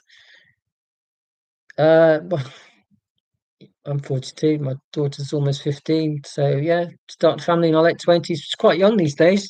Um, Quite a few people that I was gonna say friends, but as you know, I don't really keep in contact with people, but people that I've been to uni with, and college, started their families quite a bit later, so like mid-30s, late 30s, but yeah, Grace arrived when I was 28. Um, Portland is the big city in Maine. Is it? Portland, Oregon, that rings a bell. That's the other side, isn't it? Late night groove, hello there. Then I used to say bye to clean team. I think let's see, yeah, way behind here. There's a lot of like live cameras looking out over different areas of Maine. I only found them because I was researching Maine coon cats. Okay. Um, Sorry about the lag, everyone, but this is the nature of my ADHD brain rabbiting on and playing catch up. I very much like being around autistic live streams. Love the kind of people in the comments. Yeah, I really enjoyed, like I've already said, Dana Anderson. I think I stuck with hers longer than I did with others. Why did I do that? I don't want to denigrate anyone. Um, yeah, but mainly because of the comments, actually. No disrespect to Dana, she's entertaining on her own. But I was having like, my own conversation with someone else, fact sharing, and not feeling judged at all. Well, and like I said, if I was out, having a spoken conversation, and then I randomly blurt out the capital of Bolivia, which I think is La Paz. Is it La Paz? Anyway, um, yeah, I'd get judged. But in that particular live stream chat board, I didn't feel for a moment that someone was going to judge me for whatever I was sharing. It was great. Um, so we got more than one person in Maine. Fantastic. Um, yeah, I really want to go to the US. I really want to go to, no disrespect to Maine, I really want to go to Vermont. I've got this thing about Vermont. I believe that autumn is the season, or as you call autumn in the US, fall, which I thought was a biblical term. But anyway, I'd love to go to Vermont in the fall of humankind. Um, which is bizarre, really, because Vermont's tiny, isn't it? It's Maine's vast. I think Maine is probably bigger than Britain, isn't it? Or bigger than England. Um, you all know that I will check this out. I will look at the surface area through Wikipedia, Maine versus England. If you know the answer, which is bigger, put me out my misery and tell me in the chat, and half an hour later, I'll finally get down to the answer. Right, swearing, because I did mention that quite a long time ago. As long as it's not personally directed, I understand that YouTube might penalise you for it. Yeah, I've have wondered that. Um, but I've seen loads of videos where people, not just Dana, plenty of other people, just loads of swear words and never seem to be punished for it at all. So not quite sure what the rules are. Um, Not masking. Haha, how does that work? Yeah, we're so used to it, aren't we? Well, I say we, speaking for everyone else. As soon as I leave the front door, someone knocked on the door last night. I think I mentioned that this morning on the live stream. Someone had bashed into a car, not our car, but they thought it might be our car. So they knocked on the door at 20 to 9 p.m. And I was very annoyed because I was in bed checking my emails or whatever, watching football highlights. And I had to put on a mask, not literally, but like pretend so that I could have a normal conversation with the person who'd very kindly interrupted my evening because they were concerned that my car was the one that had been bashed and it wasn't, it was someone else's. So they were doing a kind thing by letting me know because they thought it might be my car. But that conversation with that person, as kind as they were, was an effort. because I was having to consistently say to myself, "Be normal, be normal, be normal," and I failed because I made some silly comment about parking on yellow lines. Uh, you know, I'm just a walking embarrassment as soon as I leave the front door. Talking of which, farts are never not funny. What about that for a segue? Just universal. Two things that seem to be universally funny. Um, Farts, and I'll say it again, farts are never not funny. They're always funny. And I remember being on a boat to Venice. Get me. I was like George Clooney or someone. Um, on a boat to Venice, and someone stuck a video of Mr. Bean, and people from all nationalities were, oh, oh, Mr. Bean, Mr. Bean. So yeah, just universal humour and farts. Um, you train and mess up a lot. Quite fabricated at some one point. You can hope you have at least some environment to do it in. Again, pardon me, I've lost the context there. Definitely prefer digital communication, mostly non-speaking.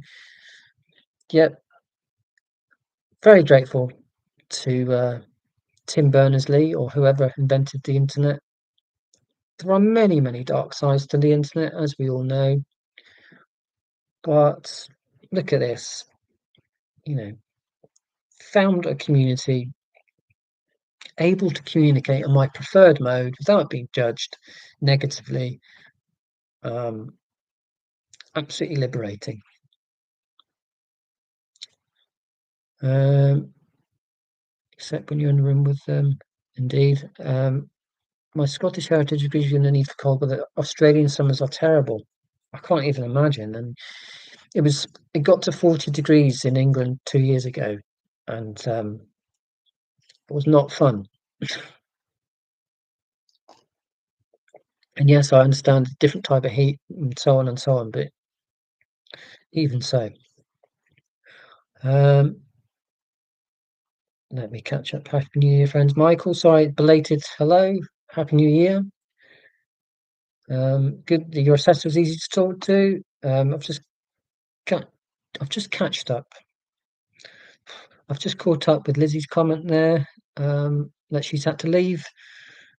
Yosemite Sam's workbook is really helpful for organising your thoughts. Oh yeah, she put out a book, didn't she? Yeah, go see. Not that she needs any more publicity about her book. I'm sure she's got her own advertising campaign or had one. But yeah, Yosemite Sam wrote a book about autism, organising your autistic life. Yes, Sam's running retreats for autistic business owners now. Indeed, she's doing really well. I'm not jealous at all. Um, yeah, sorry, I miss Lizzie again. We are Legion, indeed. Sam's book is excellent. The book of Lee's very helpful. Good. You're the first person I've known that has read that book. So great. Helen's read the book.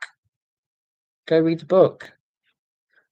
ADHD where autism works tirelessly to get in a routine. ADHD and takes 5 minutes to go. No, we're not doing that. Yeah, yeah. If I was just autistic, I would see things through. Just do the thing. But yeah, ADHD. Sorry, lots of beeping outside cars.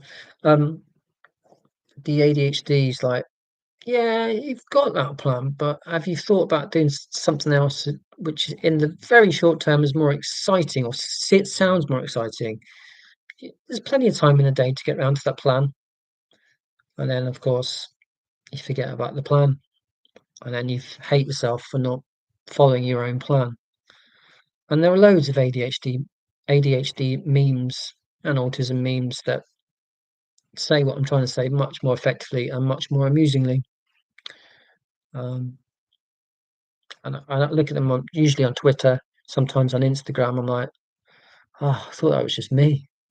So although it's quite annoying to be reminded that you have thought patterns like that, like the ones expressed in the memes, it is again quite validating to know that you're not the only one that has such a chaotic brain. Um, I've been able to watch the news since 2020. I feel instantly overwhelmed. I can't cope with my own life most of the time. Yeah, this is why I've learned to become more understanding of people who are not interested in politics. I mean, ignorance annoys me. Um, you know, sort of willful ignorance, like people who are proud that they don't know what's going on in the world. Why are you proud? You know, we're all humans. Aren't you interested in that terrible thing that's happened over there? I've learned to understand and I appreciate that actually tuning into the news and being mindful of bad stuff is, possibly quite harmful to yourself if you're not careful. And so blocking the news is a way to preserve your sanity. I get that, and yet I personally can't resist. But yeah, sometimes I have to just say no. I'm not watching the news, and I did manage for most of Christmas. I know it's still Christmas, but you know what I mean. The last few days, it's an actual genocide going on as I'm gabbling on. Um, it's just, I thought we'd done all that in the 40s, but no. Um, yeah. So do get staying away from the news. Look after yourselves. If only I've been able to do work that I have strong internal motivation to do, then yeah, this is my problem right now. Personally, Kitty in the garden, I need to believe in what I'm doing. Um, my whole family's saying they don't want to know, which is sad because some of them are clearly neurodivergent.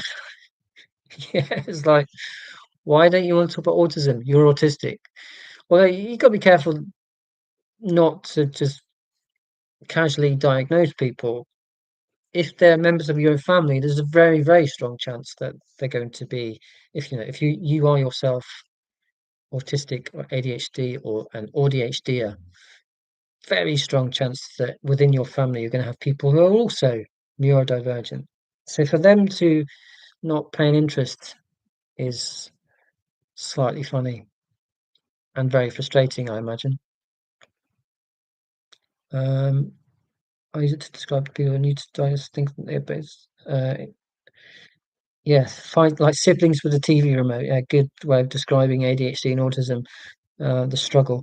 People immediately think you have a huge because you're selfish or something. That's my. I think maybe yeah, maybe they do.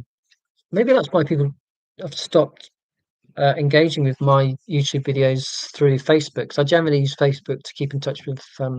I do keep in touch with people. Huh? Yeah, to remind people that I'm alive. I put a YouTube link on my Facebook.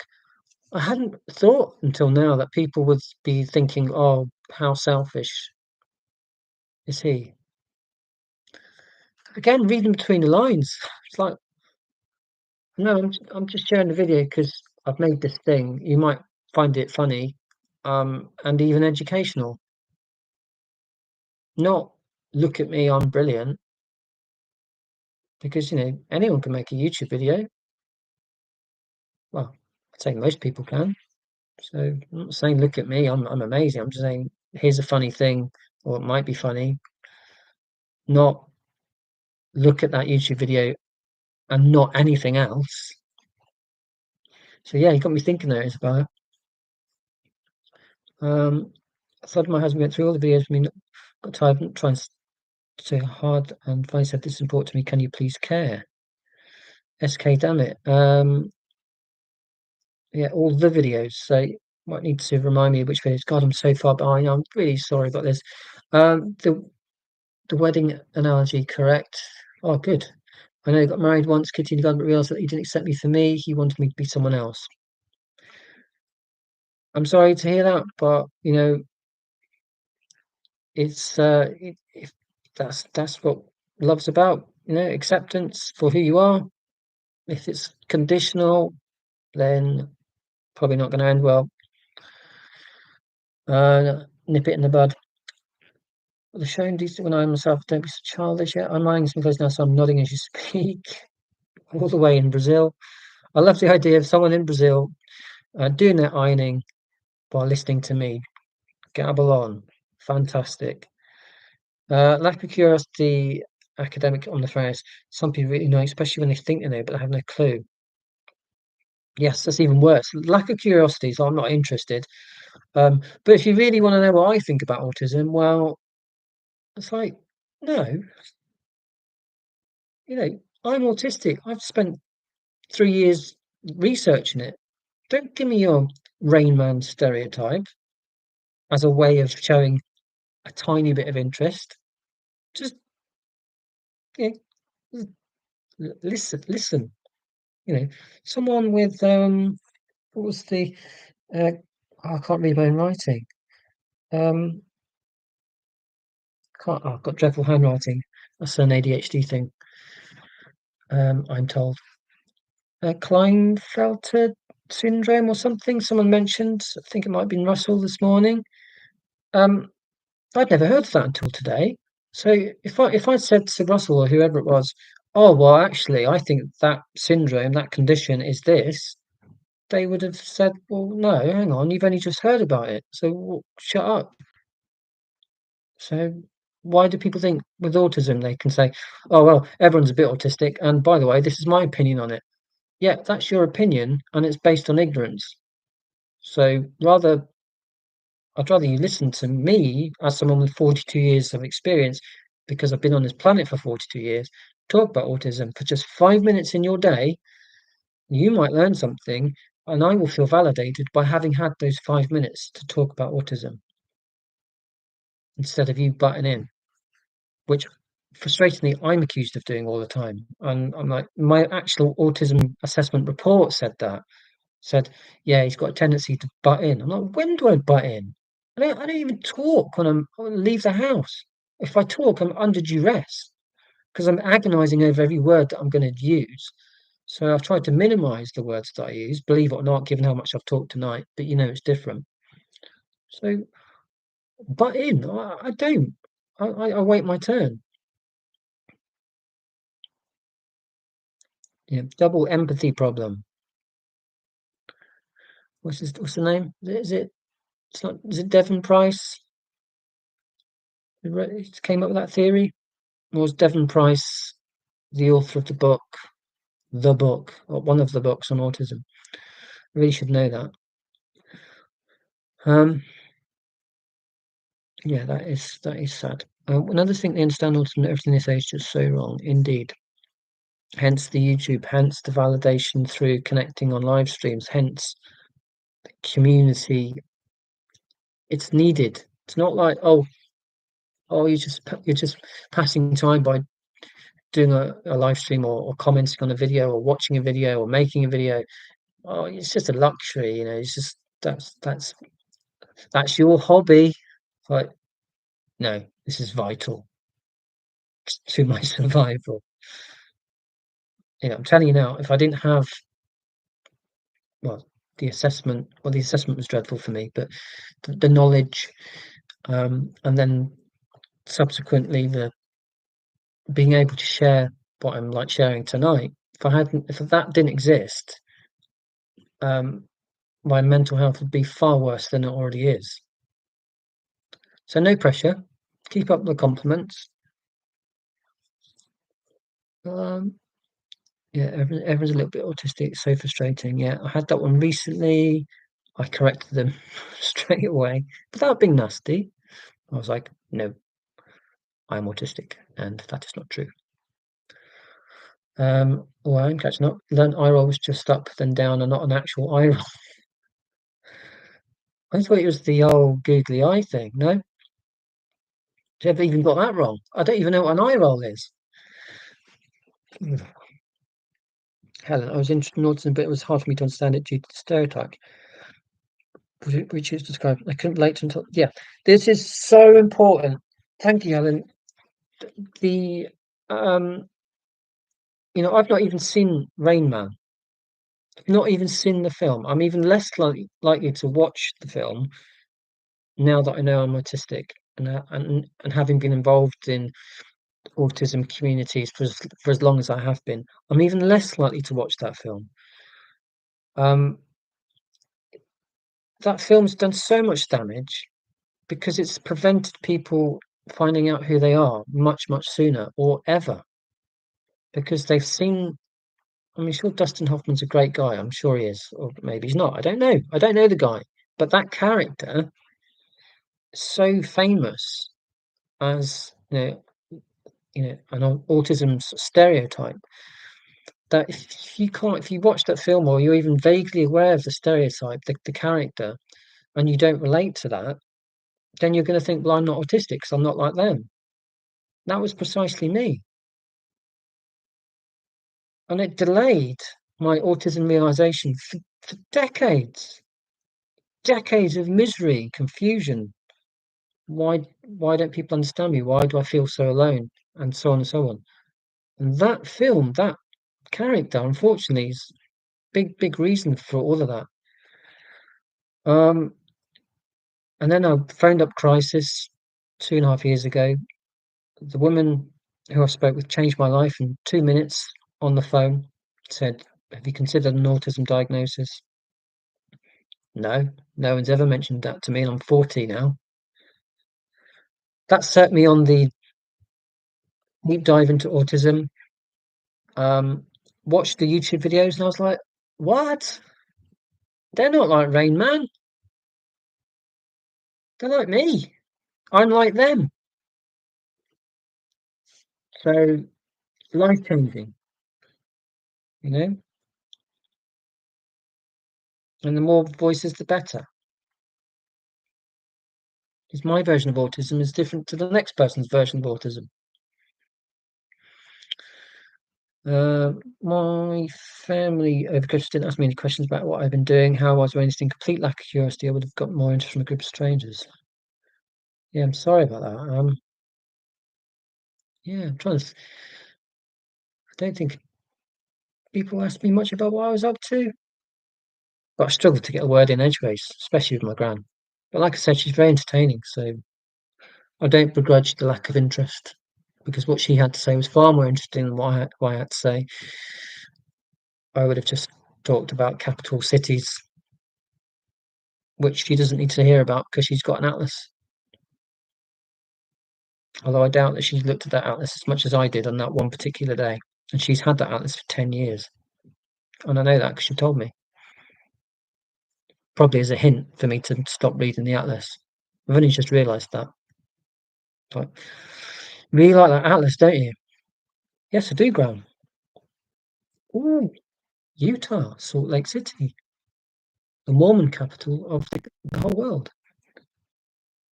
Yeah, you really like that atlas, don't you? Yeah, sorry, Graham. What were you saying? Read between the lines. I am reading between the lines, and I can see all these towns and cities. No, not that way. Oh, oh, oh. Yeah. Let's catch up again. Well, I tend to be funny. Right, yes. I, I was interested in it, but it was hard for me to understand it due to the stereotypes, which, yeah, fundamental. So, not Rain Man, YouTube autism channels. That should be it. So any GP, any doctor, medical professional, friend, family member, whoever says, "Oh, you think you might be autistic?" "Oh, Rain Man." No, no, no. If you've got an internet connection, go on the YouTube. And people clearly do. Because, like I said, people like Purple Ella, Yo Sambi Sam, Paul Micallef at Autism from the Inside. Oh, do anyone remember Hunter Hansen? I'm going to type his name, but he deleted this channel. Oh, that guy was incredible. Guy in the US, he was so funny, so inventive, very, very popular, and then he pulled the plug on his channel, um, which is very sad because it was so good. Very relatable, very funny, and precisely the sort of person that medical professionals and so on should be steering people towards and saying that is autism or someone's version of autism, but very relatable and will make you feel much less alone. Um, Pockets was big enough for your hand and hood big enough to hide it in that sense. I think that's about my hoodie. Yeah, it's a bit sinister now, isn't it? I love the hoodie, it's massive. Um, I think I'm just about catching up, which is good. It's hard to get verbal diarrhea when you're writing. I suppose it depends what you're writing. I find it very hard to get verbal diarrhea when I'm writing for my day job.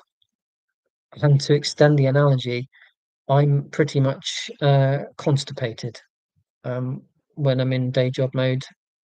Um, Verbal diarrhea is um, very much not the case. When it's in me in the flow, I'm writing a YouTube script or whatever, then yes, verbal diarrhea, mess all over the page, and then I put it into a video format and I make you all watch it. Um, yeah, you see, the YouTube thing works for me as an autistic person because it's tightly controlled, it's edited, it's thought through. And then people pathologize autistic people, say, oh, rigid routines, persistent interests, hyper focus, as if that's a bad thing. It's like, no, how about thorough, um, well considered, um, I know, devotion to developing a skill. Eh, Didn't sound too bad, does it? But no, you can't say that because if you say it like that, it sounds like a positive thing. Well, that's because it is. There's positive aspects of being autistic. Said it out loud. Autism can be a good thing.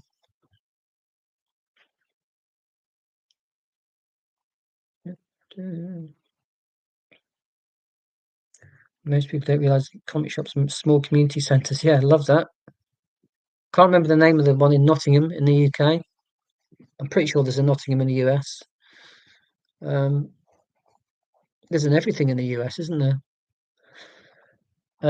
Yeah, go to Nottingham if for that one reason. Go to the comic shop. It's brilliant. It is a community centre. I hate verbal diarrhea. I hate all forms of diarrhea, to be honest. But that's just me. Nerd safe spaces. Yeah, absolutely. I realise I've done that my entire life, worrying about what to say. Uh, yeah, I worry about what I'm going to say and worry about what I've already said.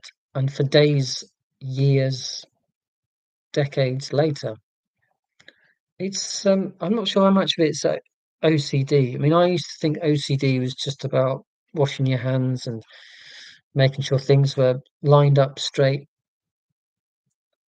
And of course, it's not. It can be obsessive thoughts. And that's been the thought pattern that I've endured since my teens. Like, and it's really painful. I can't get rid of the thought, and it's often due to what I know deep down is insignificant, but my brain won't let it go. So there's the agonizing about what I'm going to say, but there's also the agonizing over what I've said, and no one else is thinking about it, but I wanted it to be correct. And the fact that it wasn't correct and the way I wanted it to be hurts me. I don't know if that's autism, OCD, both. But I am totally with you on the agonising, sadly. Um, sorry, was that Isabella? Just to acknowledge who said that. Um, yes, Isabella, thank you. I get so much anxiety when someone wants to meet up, though I really want to get to know more people. Yeah, that's the weird thing. I find I generally find people interesting, um, but there are the rules of like conversation that kind of get in the way. Um, I guess that's why not just myself, but why lots of people drink, because they're also anxious. Um, and says a lot, particularly in the UK, I think, about the drinking culture, about people's anxiety in general. Like, if you were not concerned about the unwritten rules of conversation and how you should behave socially, then surely you just go out and be yourself. But yeah, it's just accepted that you know, literally distort your brain in order to get on with people. So, I know I'm not alone in that regard, in like feeling anxious. There are plenty of people who feel anxious, autistic or not. Sad, isn't it? Um, Happy to meet and drink coffee, not speak. My ADD side always thinks of something to say, but sometimes goes silent. Lily, thank you, Lily. Yeah. Um, I mean, you might have heard. I'm sure you have. Some of you at least heard of parallel play, where you're doing something and someone else is doing something in the same room, and you're more than content with that. You're not talking. You're just both doing something that you're interested in. I didn't realize that was a thing until quite recently. Um, One reason why I've got on with my wife is that I never feel uncomfortable doing what I want to do while she's doing what she wants to do. Just feel completely at peace. So I could be messing about on YouTube and she's reading a book or watching EastEnders or whatever. And I don't ever feel anxious like, oh, I should talk to her. You know, I mean, within reason. I mean, if I didn't talk to her for weeks, she was just on the laptop all the time. Clearly, that would not be appropriate. But of an evening, just each of us doing our own thing, parallel play. I didn't realise that was an autism thing until recently. Because I find the conversation more of an effort than doing the thing that I'm interested in, which I suppose is common sense, really. It's an effort to do something you're less interested in. Oh, thank you for putting up with that tangent. I need so much time to process and recover when I've met people, and I struggle to focus if I have distractions. Could be ADHD or monotropism. Yeah, likewise. But I'm more and more at peace with the need to recover. Um, Now that I know I'm autistic. Why the knowledge? One reason why the knowledge is so important because you accept yourself. It's one thing people accepting you for who you are, but another thing to accept yourself. Um, and knowing that I'm autistic and ADHD means that I give myself permission to recover, to spend that time on my own to recover from a social event. And I feel a lot less guilty about it now. Still feel a little bit of guilt, but like what? Because it's not like I've run a marathon or anything. I've just been out for a night, but I do need to recover from it, and so I give myself some space, literally. Um, and so yeah, it's good to read that and hear other people talk about that need for recovery because again, it's about acceptance and like, oh, I'm not the only one that does that. So thank you for that, Isabella. Usually I was very shy as a child, but I can now be very chatty. I learnt that, but since a few months I realised it cost me too much energy. Uh, yeah, I mean, childhood for me was so long ago. I think I was pretty chatty, but yeah, definitely not now. I know, difficult to believe because I'm 2 and a quarter hours into this live stream and still gabbling away. But we all know it's very different to when you're face to face with someone. It's entirely different. My family ignore my message thinking it will motivate me to call them, saying that if God forbid need their help to go somewhere, thinking their refusal to take me will make me get a car. Yeah. That's really sad that people ignore messages as a way of prompting you to contact them. Again, it's just a pointless game, isn't it? So what are you trying to prove by just not responding to people? Just, you know, it's a two-way street. They're applying a rule that they wouldn't want to abide by themselves. So it's just cruel. Um, yeah, well, they're not working very hard to contact us either. Teresa Pizza, indeed. So yeah, I'm not very good at the contacting, but people don't contact me. Keeping in contact with people is something that women are expected to be good at, but I struggle in the same as um, I'm reluctant to generalize based on gender, but based on my own limited experience, you know, I've lived in the UK all my life, and I would agree with you, really, that it's expected that women do most of the legwork in terms of staying in contact with people. Yeah, think you're probably right. Um, but having said that, on Facebook in particular, I see people that I've been to school with and been to university with, and plenty of men who seem to effortlessly keep in contact with other people that I know that they know. Obviously, they know. Um, so yeah, I've never been able to do it. Well, I say that there's a small number of people that I'm able to that I do contact, but it's not every week, it's not every month. Months, 3 months, 6 months can go by, and then I'll ping them a message as if it was just a day, you know. And I didn't think that was an autism thing until recently. But yeah, here we are. Wings of Desire has Peter Falk in it. That's Colombo, is it not?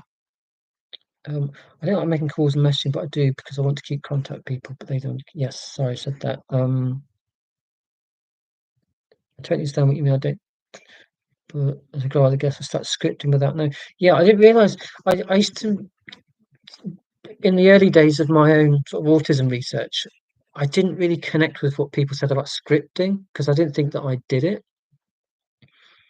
Because I didn't literally write it down. But again, that's literal autistic thinking, isn't it? When I heard the word scripting, I imagined people writing scripts, and then it dawned on me that scripting meant like mentally thinking ahead what you're going to say in a certain situation. I definitely do that. So, scripting, because I want to get it right, because I don't want to upset people, and then I upset people anyway. Um, so it's really, really frustrating. So I think, the whole empathy, little autistic people having a lack of empathy is deeply frustrating because it's so inaccurate. Um,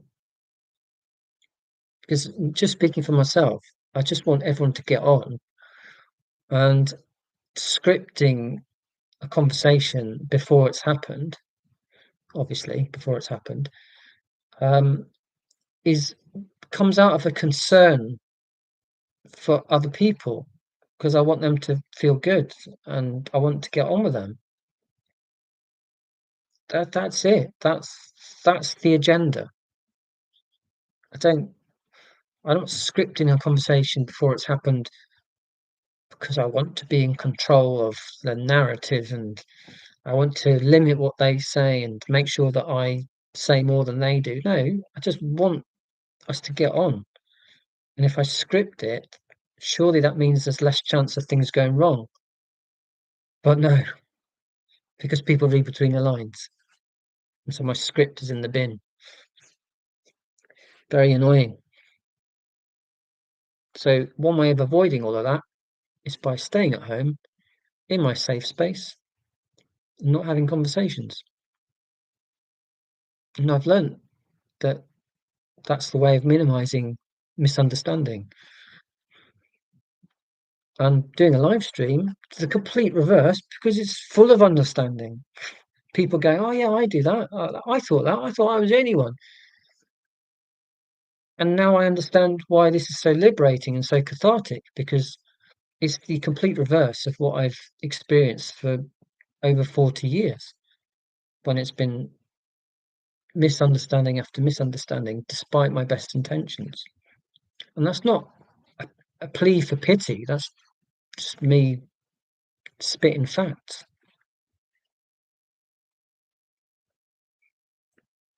So yeah, thank you. Me slightly on the pedestal there again, like the soapbox. But you know, it's inevitable, isn't it? Autism advocacy, which sounds all high and mighty, but it is high and mighty. It's inherently political because we're saying we're just as valid as everyone else. We're equal. It needs to be said again and again. We are just as human as you are, but we need to keep reminding people of that.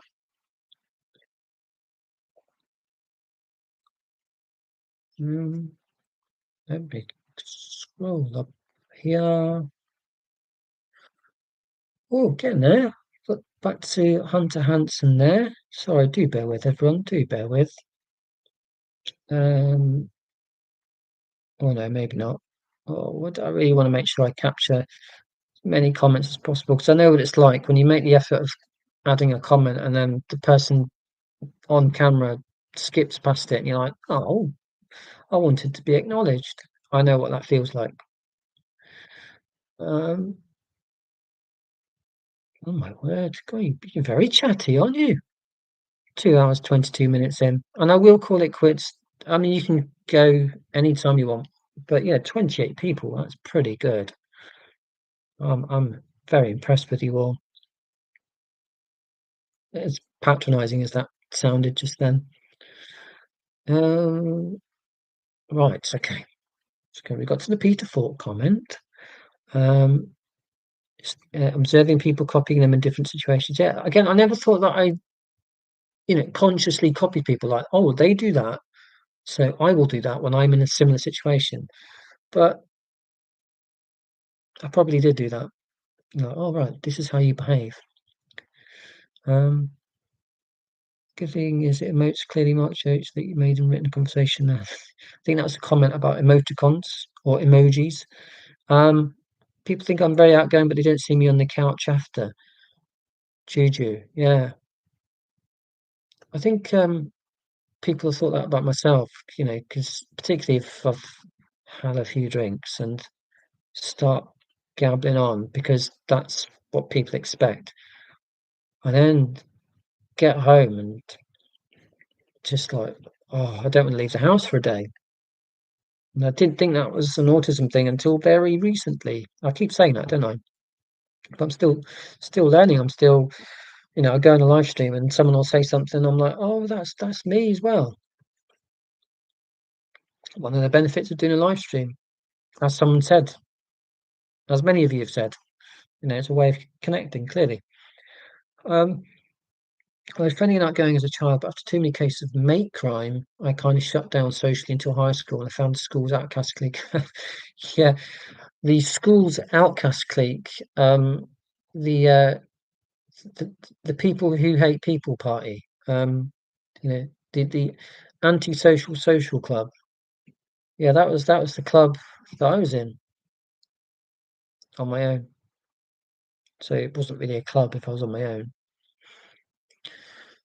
I do understand flirting. God, I'm way behind again, but I hate it. The torture people put themselves through just guessing if another person has feelings for them. Yeah, I never understood it. All those people that have fancied me over the years, I've just never realised. And now I'm middle-aged and bitter, and even more bitter because I never realised how many people fancied me when I was young and good looking because I had to guess what they felt. Or maybe no one actually fancied me apart from my wife, in which case that's a win because the most important person fancied me. So, um, relationships are two people thing. If you're always the one putting in the work, that's a sign there's no relation to be had. Yeah, cliches are true. Two-way street. Takes two to tango. All the other cliches. I mean, I get it wrong all the time. Well, not all the time, but regularly. Um, marriage is takes two, and there are miscommunications and misunderstandings. But clearly, after 22 years of being together, more often than not, we're getting it right. But it takes two. If it's 80-20, 70-30, you know what I mean. It's probably not going to work out well. And that's not to be smug. It's not to say, "Oh, look at my fantastic marriage." Lots of fantastic marriages because what you just said, that two people are on it, that they both value it. If I'm masculine, I can be very animated. When I'm not masculine, I'm quite unexpressive. Yeah, me too. Um, feels like a harness to the women's well, like put on juju. Harness of the, yeah, masking indeed. I can read between the lines, but not always what I'm supposed to have read. Solipsistic bovine. Boom. That's lovely, that. Yeah, put that in a t-shirt. I can read between the lines, but not always what I'm supposed to read. Haha. You legends, yes. Probably a Southern England thing, I think, or a London thing. If you just give the correct information, people understand and change their minds, but they don't care. Teresa Pizza. This thing that grinds my gears.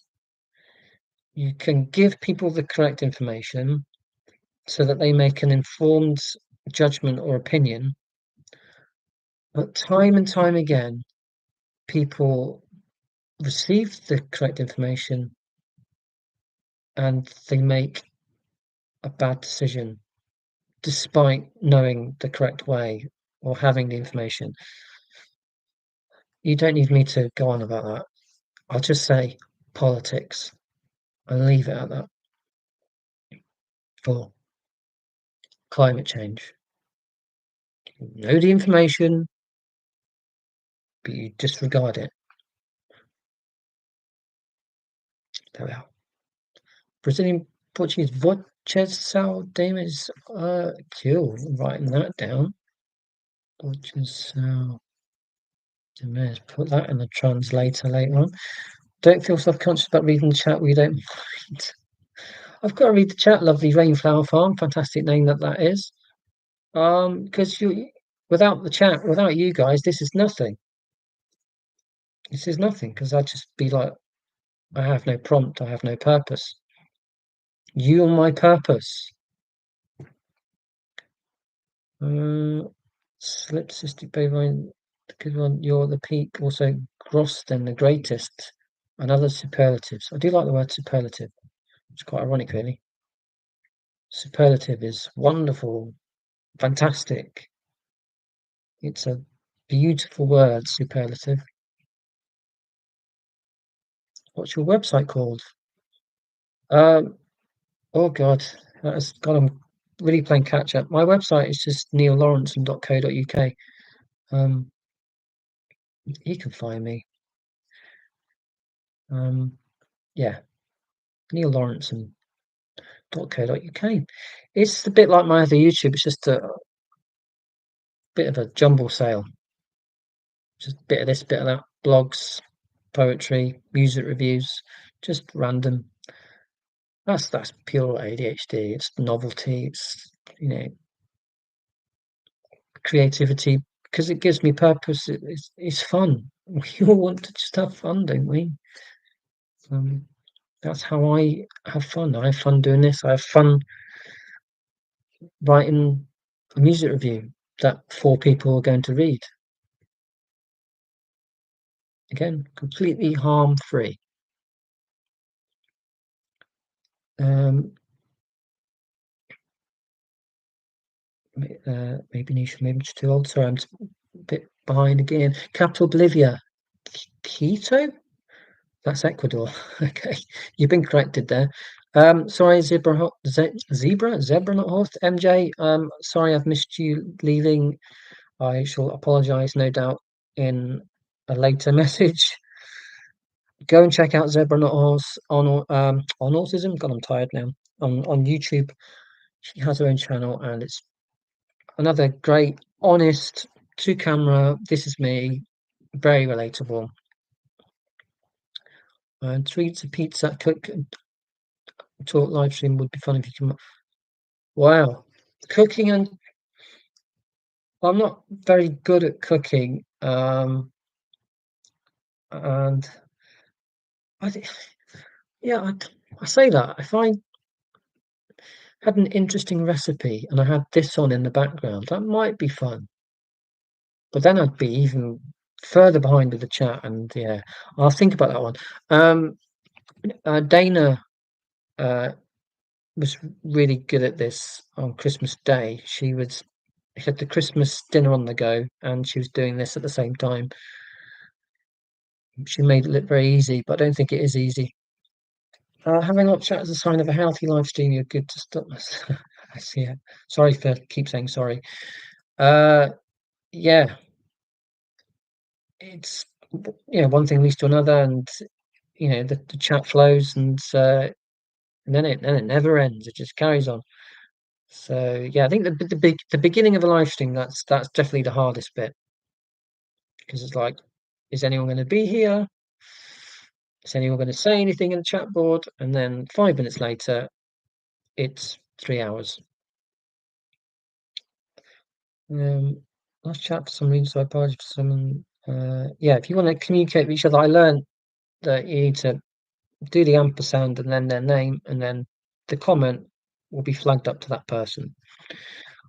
My phone has stopped working and my leasing office kept calling to lend me space heaters and I could not answer the phone. Finally, when they knocked on my door, I felt myself psych myself before.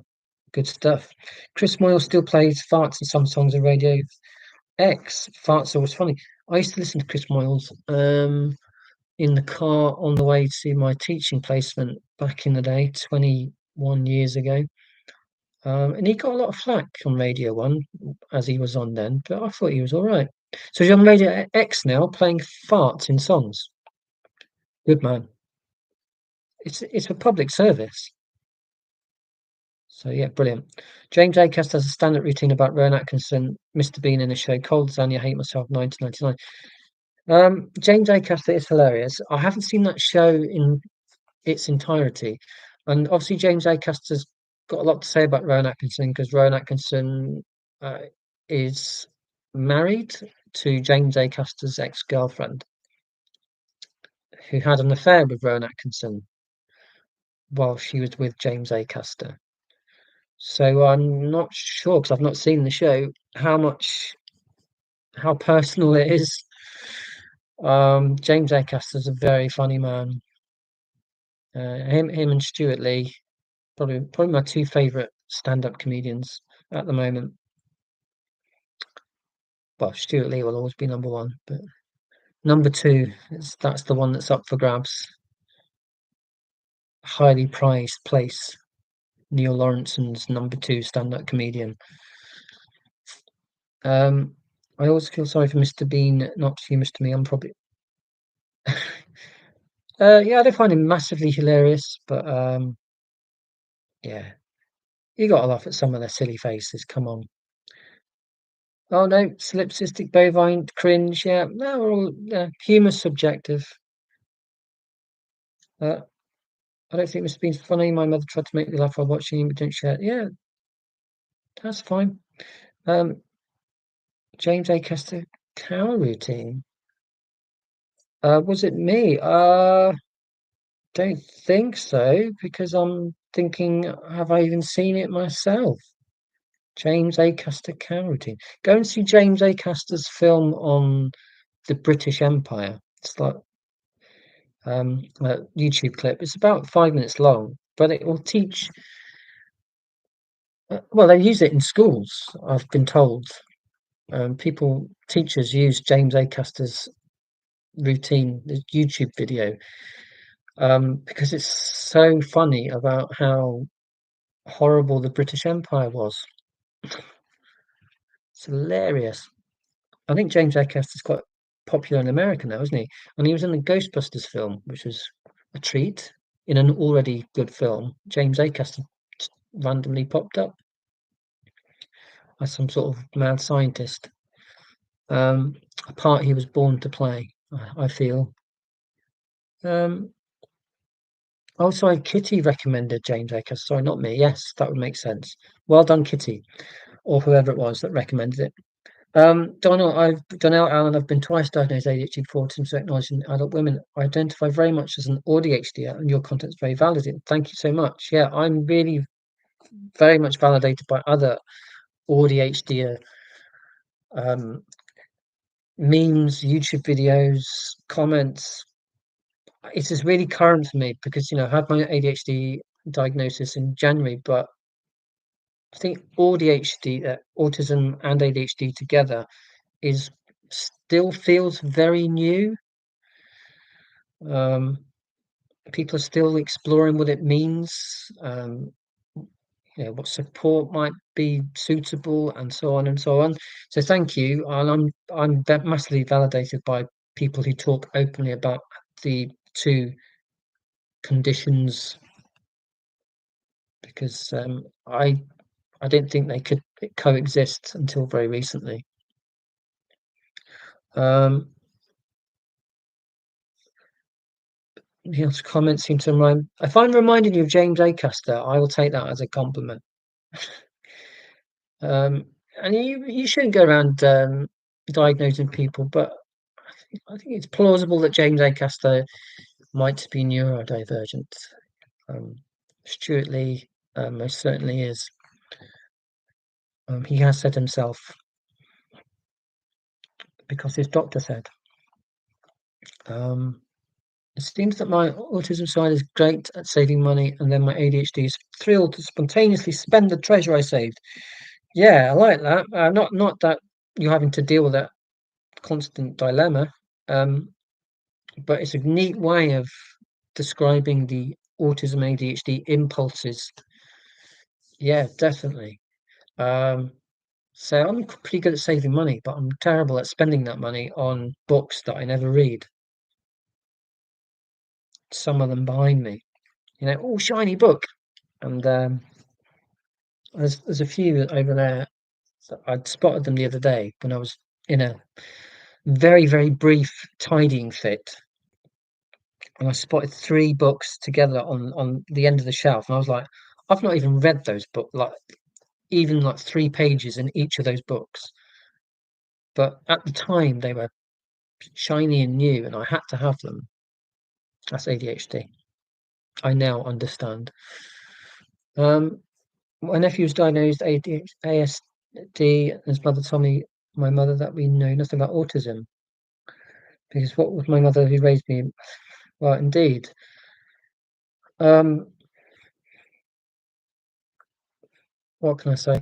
I mean, it's tempting when someone says, "Oh, you're not autistic. You don't understand autism." It's tempting just to whip out a mobile phone, Google, preferably one of my YouTube videos, and go, "Watch that."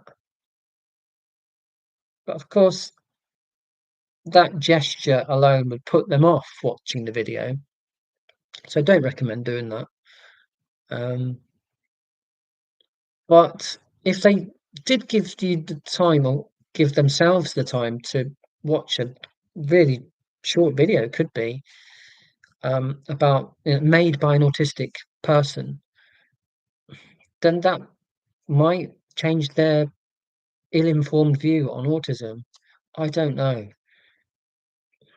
because if you don't do that, the alternative is to try to talk them out of their ignorance, which would probably further entrench their ignorance. But, I'm happy to be corrected. Keep challenging if you have the energy to do so, but it's so massively invalidating. Um, so yeah, sorry you have to put up with that. Um, sort of medication on way behind. It was in my 40s, good routines, and meds messed it up. So quit medication. Yeah, I'm on antidepressants, so I've not noticed any difference. I say that, give it a bit more time maybe. ADHD meds didn't work for me. I've already said that. I always learn and laugh with you. Comic timings the dogs bollocks. Yeah, because I'm not allowed to swear. That's a self-imposed rule that I'm not allowed to swear. Um, Thank you, Teresa Pizza. Yeah, you know, if you don't laugh, you weep horrendously on your own, as I found. But I'm not alone in a live stream, even though I am literally alone in this room. Oh man, the old everyone's autistic line. Yeah, I think well, I like to think it's gradually being phased out, you know, because people keep challenging it. We are challenging it, and gradually things are erased through the good intentions of autistic people challenging ignorance and myths that make our lives harder. Um, but yes, you're never too far away from someone who believes that everyone's a little bit autistic. It's like that Simpsons meme. It's like idiots. No, it's not. No, Buzz Lightyear, Toy Story. Idiots, idiots everywhere. Sadly, is the case. Well, it's so messed up when people actually think every autistic person's like Rain Man. Yeah, again, I like to think that stereotype is being challenged, but it still comes up. Maybe not as much as it used to because of the internet and YouTube and autistic people sticking up for themselves. We're doing well, but Rain Man still comes up. Um, so annoying. I wait my turn, but still end up talking over people. Yeah, likewise. I'll be like watching other people talk. Like, right, there's been a pause there for 3 seconds. Brace yourselves, everyone. The capital of Bolivia is. Hey, Neil. It's quite rude, eh?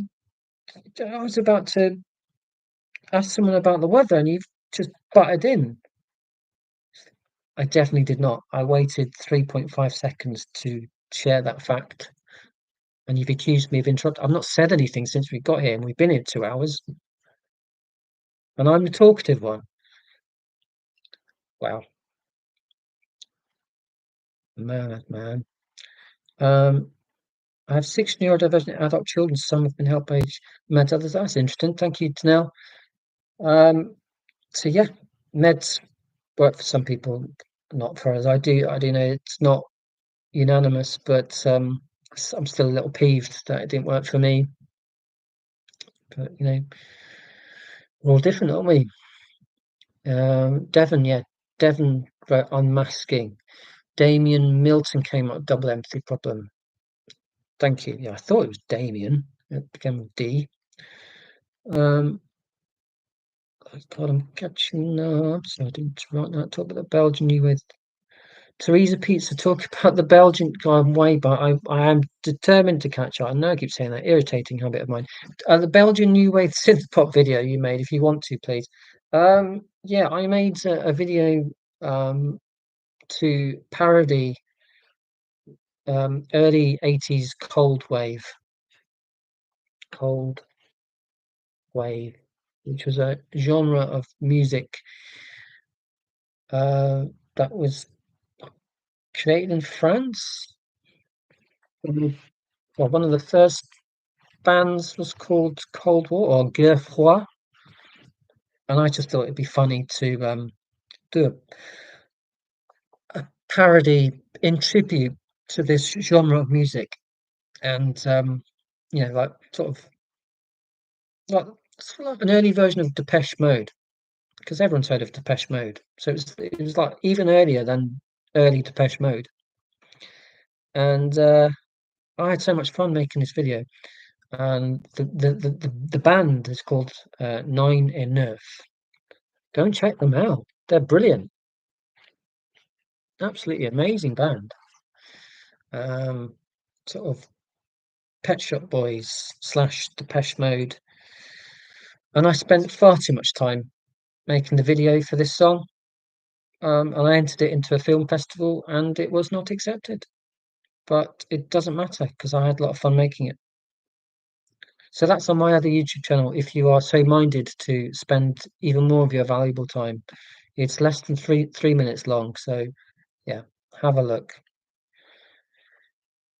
Um, and yeah, and the other thing about the song, the first song, it's called "We're Not the Broken Things," and believe it or not, as pretentious as it may sound, the lyrics for this silly parody are absolutely sincere. Because we're not the broken things. Um, we get to say who we are. We're going to spread our wings. We're going to fly so far. Is like an autism anthem. Yeah. Well, that was the intention. We're not the broken things. Like autistic people are not broken. We get to say who we are. So whilst the song is very silly, the video is very silly.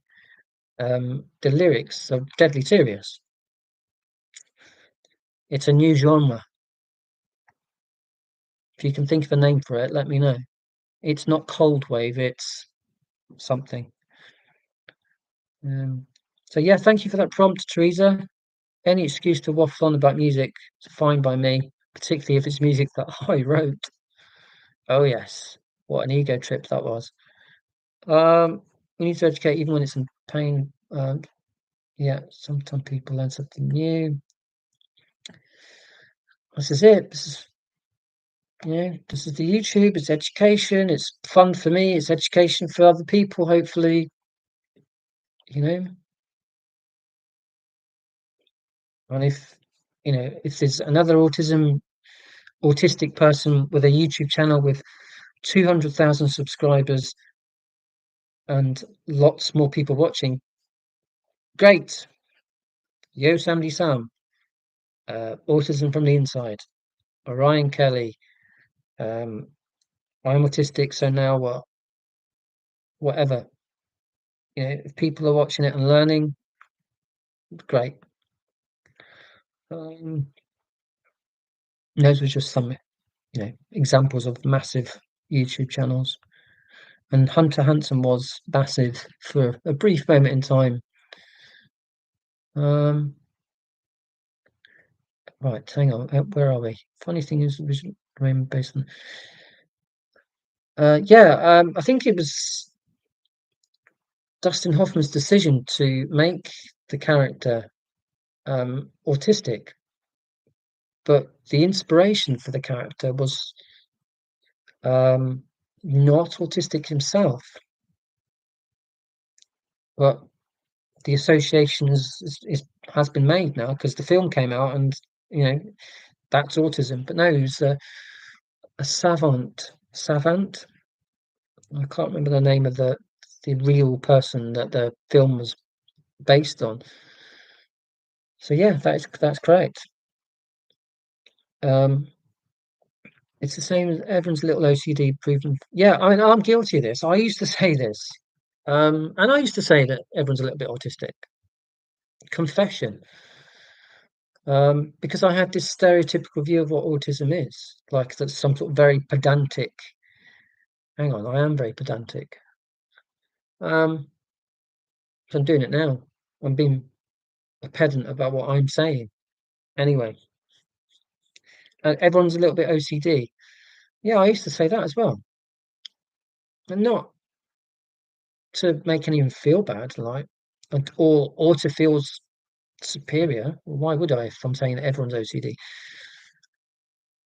It's just it's just a shorthand. It's just a brief way of describing something. I didn't think about the implications. Like I didn't think that by saying everyone's a bit autistic, everyone's a bit OCD is massively invalidating to people who are autistic and or OCD or have OCD. I didn't think about that for one moment. Um, but obviously I'm in that world now of autism advocacy, being autistic, knowing I'm autistic, OCD, ADHD. And so clearly now I'm going to challenge people who say that, but I never used to because I had stereotypical views that many other people had. And only now do I appreciate how offensive it is to say, oh, everyone's a bit OCD, everyone's a bit autistic, well, everyone's a bit disabled. You know, it's just not empathetic at all, is it? Um, I remember Hunter, he's doing motorbike videos now with his kids. Is he really? Well, he's. I mean, I'm in a bind now because I've just shared right at the beginning of this live stream that I'm not that bothered about motorbikes or cars. Um, Now you've just told me that Hunter Hansen is doing motorbike videos. I love Hunter Hansen. I really couldn't care less about motorbikes. Dilemma. What should I do? Watch the videos. I think I'll dip in. I'll watch one. Yeah, I miss his videos a lot. They're absolutely the videos that I would love to make. Because he did script them, but they didn't seem scripted at all. Um, they looked like they were just effortless monologues with a few crafty edits, but just so entertaining and informative and funny. Some of the Rayman hype at the time was actually semi-informative, and I was thinking, hey, that's. And then I thought, oh, I guess not. Yeah, I've been pretty scathing about Rain Man. I'm not going to wind back on that, but I suppose you could argue that at least that film made autism mainstream. It got people talking about autism, so you have to give it credit for that. But it's the narrow view of autism that has been, you know, the perpetuation of that has been harmful because it's prevented people who are autistic from realizing much sooner that they're autistic. And if they don't know that they're autistic, they're not going to seek support and validation in communities, and they're going to spend longer than they really need to feeling confused and not liking themselves very much. So, yes, a bit of credit for the Rain Man for discussion about autism, making it mainstream, but it's the narrow version of autism that's been harmful. And I'm saying this as someone who's not watched the film, but I would argue that that makes my point even more powerful, well, powerful, you know what I mean, more persuasive because the stereotype is so famous. You don't even need to have seen the film to understand what the stereotype is. Um, is about exactly positive traits. Why should they be bad things? Yeah, because we're different, and autistic people are accused of not liking things that are different and wanting things to be the same all the time. And yeah, I found that neurotypical people are the ones that don't like difference and want things to be the same all the time. Yeah. I don't understand racism at all because racism is hateful.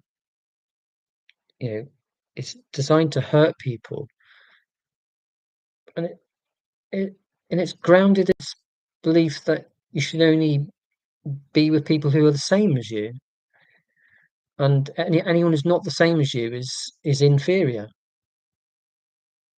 I don't get that. I don't think neurotypical people are inferior to me.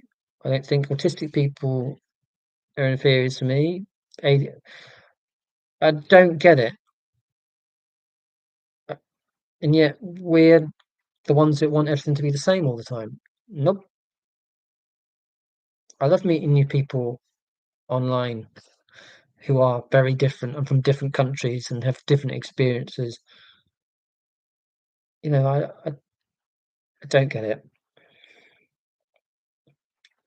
There's no version of you in the US. I'm sure there's plenty of, you know, slightly odd music obsessives in the US. Plenty. Um, I have such marked one-sided verbosity that I'm currently not communicating with speech the way I'm affected by autism. I very much consider my autism a disability. That's fine. And, you know, it's I find my ADHD to be a disability. Um, but, you know, autism is a spectrum, and some people, their autistic brain is more of a disability to one person than it is to another person. So that's absolutely fine. And I completely identify with the one-sided verbosity. The amount of monologues I've launched into without even realizing, only until days, weeks, months later, you would not believe, because I'm all or nothing, and I love words. And if I'm talking about a subject that I love talking about, I'm going to use the best words. And then it's rah, be interested in what I have to say about this fascinating topic that I have assumed that you will also find fascinating. And then 3 a.m., 4 weeks later, I'm like, oh no, I've done it again. I've talked about Bolivia non-stop for 2.5 hours, and they don't even care about it. It's too late. So yeah, autism disability, um, one-sided verbosity. I get it. An actual autistic person, yes, any trade one portrait of autism is not the film's fault. People have to put in the effort to learn, not generalize. Yes, people do need to put in the effort, but I find that people don't want to a lot of the time. They don't want to. They don't want to think about it. Always, I want it to be simple. Give me simple. So that's autism. That's it. I've got it. Autism. Rain Man. Autism. Done. Next. When's the football on? You know, people don't want to think. It's very frustrating for someone who thinks all the time and values knowledge so much. It's very frustrating. People go, I don't need to think about that. I don't need to think about Gaza, Palestine. Nah. I mean, yes, if it's stopping you from living a life and you're so anxious and you can't function, then yes, get away from it. But to just simplify a really complicated issue, um, out of convenience and ignorance is, yeah, I don't, I don't accept that. Does still work really hard to honour the experience of natural. Um, yeah, the film, yeah, fair enough. I mean, I've not even seen the film, so have a go at me. Absolutely, and I'm not having a go at Dustin Hoffman, by the way. Um, well, not entirely, but yeah, challenge, as you rightly are. This is a not a monologue; it's a dialogue. Hi from Vancouver Island. Wow, just found your channel recently. Can I be made you feel inferior to everyone else? I think I probably just answered that in one of my many monologues this evening. Um, so yeah, hello Vancouver. John from Vancouver. I'd love to go there. Can I ask you, please, what made you feel inferior? No. Um, although I do understand why controversial point, why people might feel that they are inferior, or why people might judge autistic people to be inferior because they're disabled and disability apparently means that you're lesser than others. Well, I don't think that, but I'm not going to pretend that I've always thought that. Yeah, because for most of my life, autism wasn't relevant to me. So disability wasn't relevant to me. And if I'm truly honest, I thought disability is not quite as good as able-bodied. But I'd be a liar if I said that I didn't have that thought. Yeah.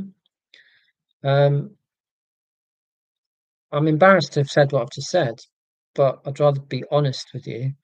And obviously, since finding out that I'm autistic and ADHD and reading and watching so many YouTube videos and learning all the time over the last, learning so much over the last 3 years, I find that view horrific that, you know, autism or disability equals inferior. No, no, no, no. We're all human beings. Um, so I don't feel better than anyone. I don't feel inferior to anyone because I don't believe that I'm inferior to anyone. I don't believe that I'm superior to anyone. And I've made that point, I think, when I was banging on about racism. I don't, I don't get it really. 'Cause human beings are human beings. You know, we've got blood in our systems. We've all got ambitions. I don't get it, which is why I'm even more mortified that I had that ill-informed view that I had about disability. Um, always learning. And I'll say things tonight that if I was to watch back the video in 3 years' time, I'd be like, "What? Why did I say that?" You know, it's just, not going to pretend to be pure. I used to. I've been involved in left-wing politics a long time, and I've fallen into that trap of I am holier than thou. And I can tell you, it doesn't get you very far. The People's Front of Judea, the People's Judean Front, I'm holier than thou, is not a way to win people over. Um, a little Monty Python aside there. Right, I've obviously not diagnosed. I'll round this up shortly. Crikey, it's 21 people here. That's pretty damn good. Well done, everyone. 3 hours later. It's 25 past 10 in the UK, so I better round this up very shortly because I'm going to go back to work tomorrow. I say back to work. I'm going to be in this room in front of a different computer.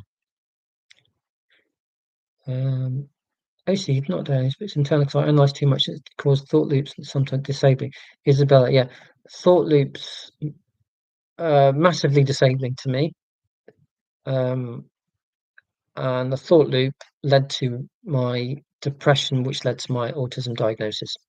So go watch my very first YouTube video, Wedding Nightmare, because that is all about a thought loop, which made me suicidal. Not fun. And I think about it now, I'm like, what? Why? Suicidal? What? I can I can say it was irrational now in 2024, but in 2021, it's all I could think about. Um, and it led to me contacting a crisis helpline, and here we are. I'm doing a live stream talking about that thought loop as if it was just one of those things. It wasn't one of those things. It was the end of my world until someone pointed out that I might be autistic. So yeah, thought loops. I had a thought loop in the second year of university that it just lasted months, and it was about I can't believe I'm sharing this, but it's the nature of the live stream. I I had a photo taken of myself with a female student at the college ball.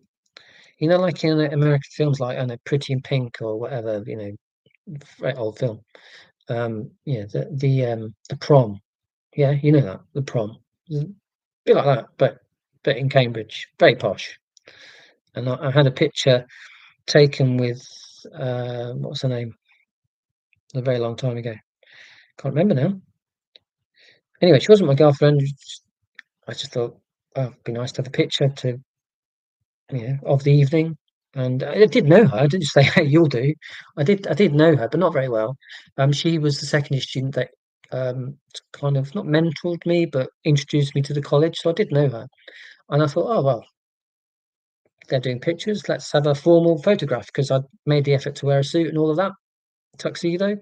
Anyway, um, this is how vain I am. I'm really scruffy tonight, as you can see. Um, but I had this picture taken, and my hair was it wasn't even that scruffy, but because it wasn't perfect for the photo that I wanted to send to my grandparents, I thought about that for months because it wasn't how I wanted it to be. And it's mad. I'm like talking about it now, but I thought about that for months. I had no idea that was OCD. That thought loop. It's like, oh, why didn't I do my head? Oh, wow. I did that with my wedding speech, and I've done it with other things. Thought loop, because it's about wanting things to be right, and I am my worst enemy. When I do things incorrectly, I will beat myself up far worse than anyone else would beat me up. Yeah, confession time. Um, Dustin Hoffman's character wasn't really a subject in the film. He was what's known as a MacGuffin, a device for a story about Tom Cruise's character. I'll take your word for it, Kitty, because I've not seen the film. Um, I really should do if I'm going to have such strong views on it. Sometimes I have to comment. I would spend hours going through what I could have said and replaying conversations. Laura Havoc. Yeah, I used to think until recently that everyone did this. You go out to. So I always say that like you go out. Um, you're with a group of people. Conversation flows, and then what I have always done and always will do, despite knowing how unproductive and illogical it is, I will do the post-mortem, the analysis after the conversation, however brief that conversation is. I will go, why did I say that? Why didn't I wave at that person? What if I said this at that moment in time? Oh, I hope they didn't hate me for what I said or the way I said it. No, well, maybe some people do that. Well, clearly, some people in this room. Um, but I would argue that most people don't do that. They have the conversation and they go to bed. Or yeah, depending on time of day, depending on where they are.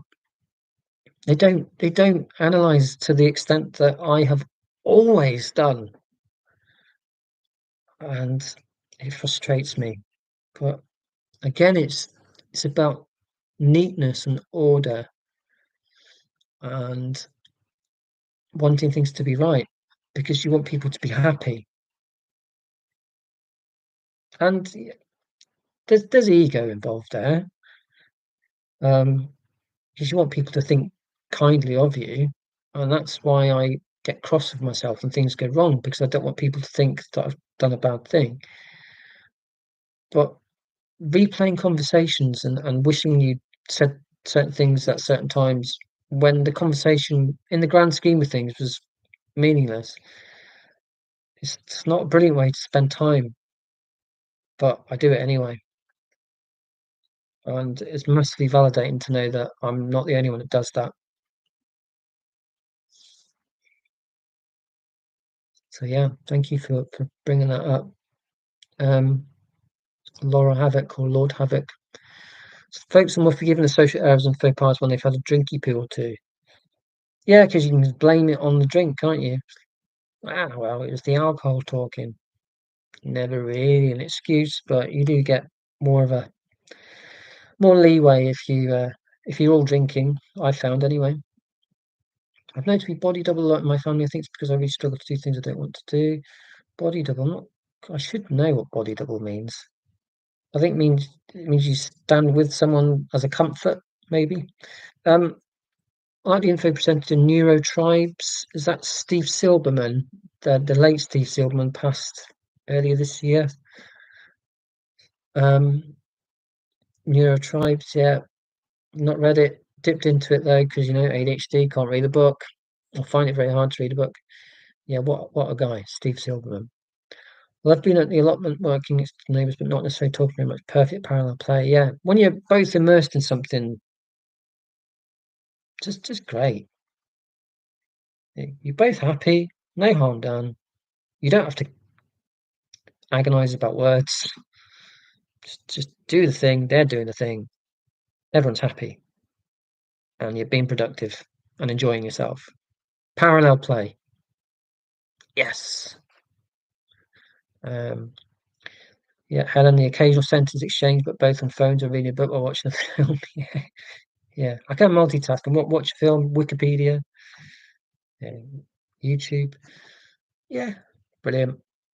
And my wife is the only person I've been able to do that with, without a moment of, oh my word, I need to start a conversation, otherwise they'll think I'm being selfish.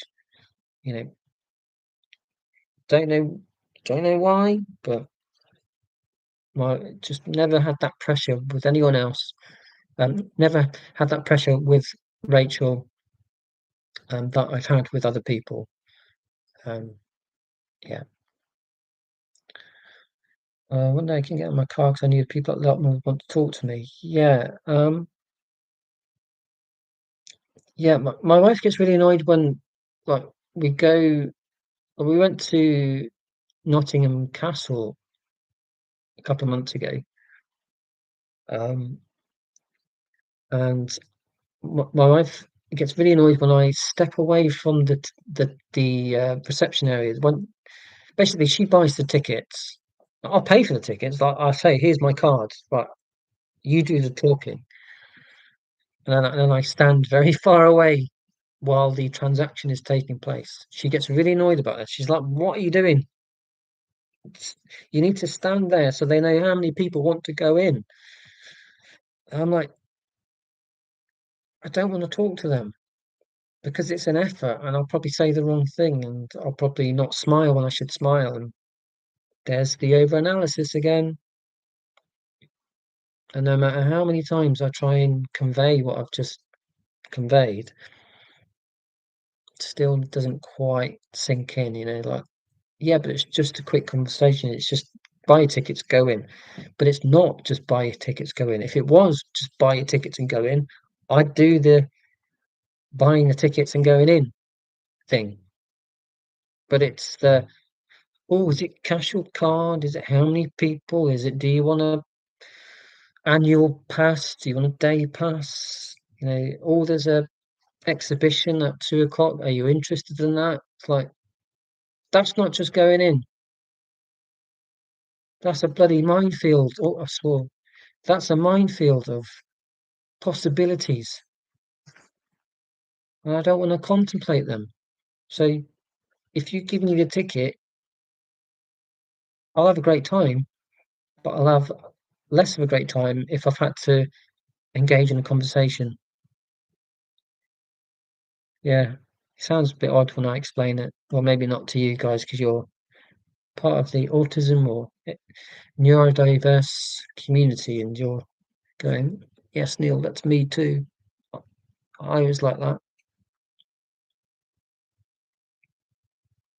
See how cathartic it is?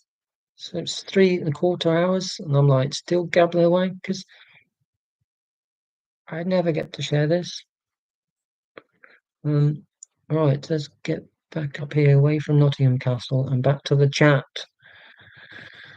Um, yes, one day I can get out of my car. I've said that bit. Read New Times, but a long time ago, and I've forgotten which bit you're referring to. Not recommending the whole book. Um, yes, keep recommending autism books in the chat. And I'm told by academic Omnifarious that the chat is saved. I've not even gone back to the previous live stream videos because I don't want to watch myself, believe it or not. Despite having a YouTube channel, I'm like, my face. That's just true. I do not like it. I make the video and I move on.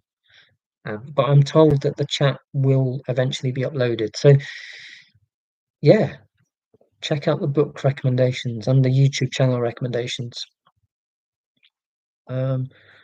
Just the section where he talks about Rayman, how difficult it was to get the subject matter in the movies at all and the intentions of all involved. Yeah.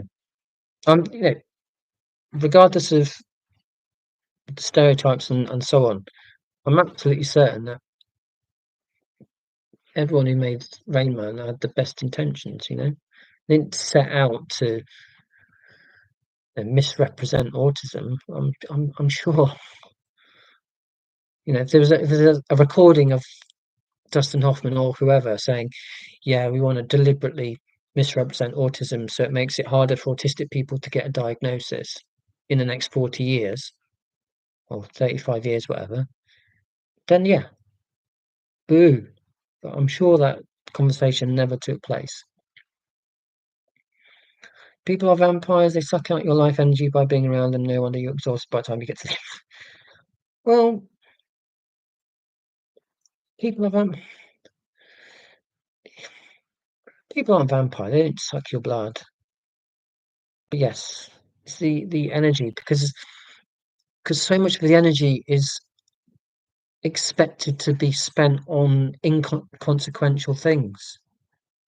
It's the expectation which is the life-sapping force. If it was an autistic universe, it would be a more literal universe. It would be a more straightforward universe. It would be, I would like 4 tickets for Nottingham Castle, please. Would you mind awfully if we didn't have an extra conversation about the exhibitions and if I just paid for the tickets? Thank you very much. Well, hey, we're in. Woo! We're in the castle.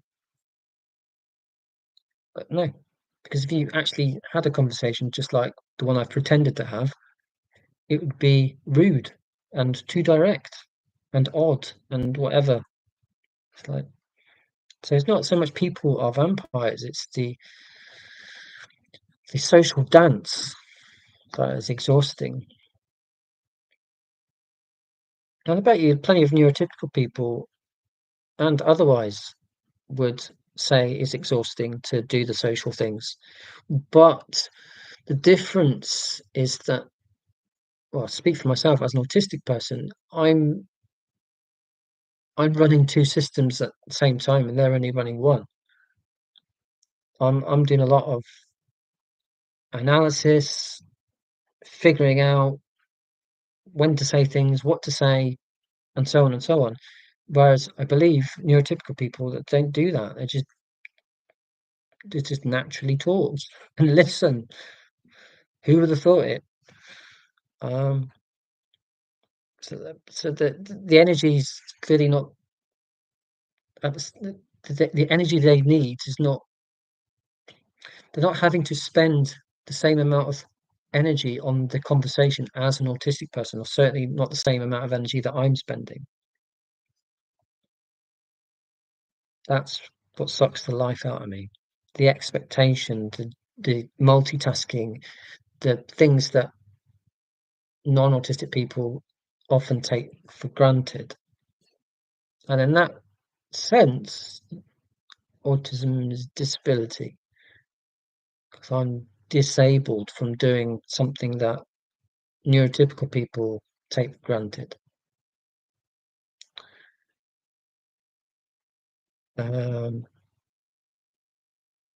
parallel play is ideal, but when I'm people around people, I'm hyper. They might expect me to talk and smile. It's just exhausting. Lovely Rainflower Farm, lovely name, as I've already said. This is exactly why making YouTube videos at home is perfect for someone like me because I don't need to smile, I don't need to talk, I'm not being judged, I'm not hurting anyone.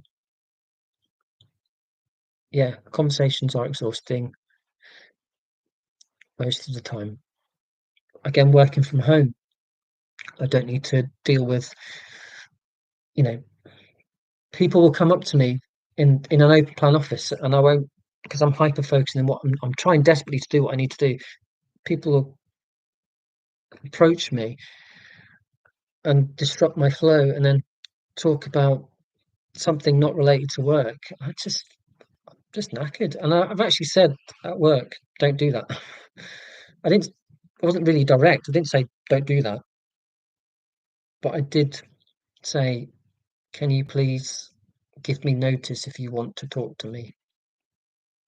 And most of the time people respect that, but not always.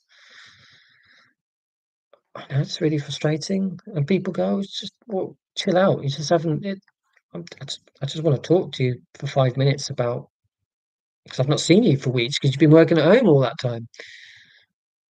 But it's energy, because I'm already having to do something I don't want to do.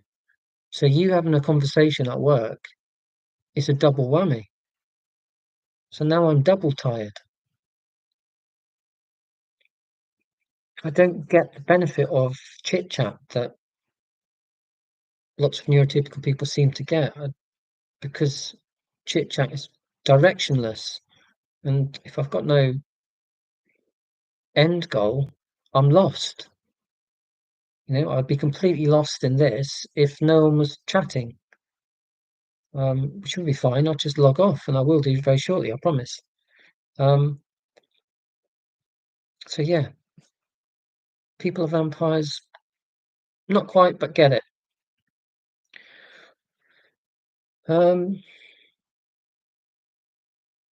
yeah, smiling. Smiling is an effort, which sounds really like Scrooge-like, doesn't it? Smiling is an effort because I have to force these muscles to go upwards, and it's an effort, and I don't like it because it's energy sapping, man. Um, but it is. I'm not making it up. You know, it is. I don't like faking. I am autistic. I'm authentic and honest. And if I have to force a smile, then that's effort on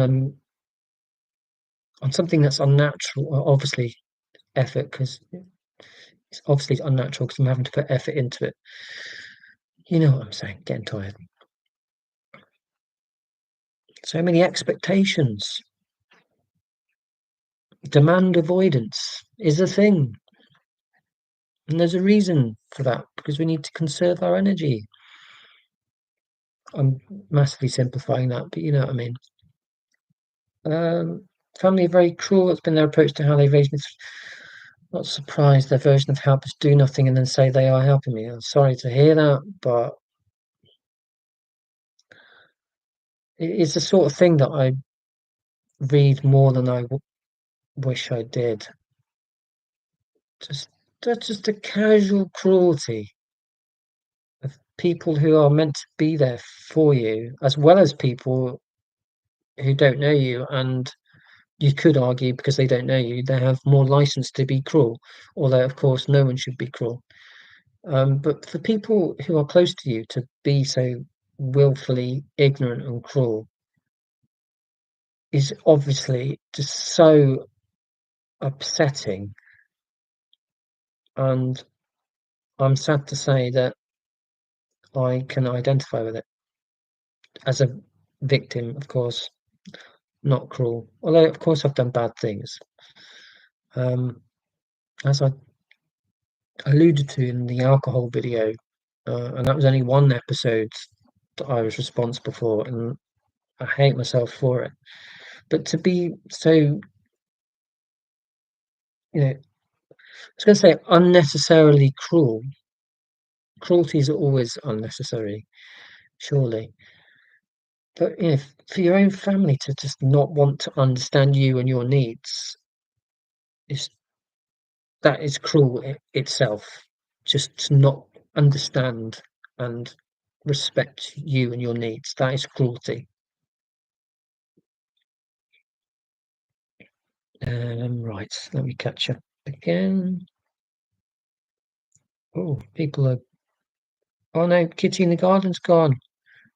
Thank you. Sorry I missed you. Saying goodbye.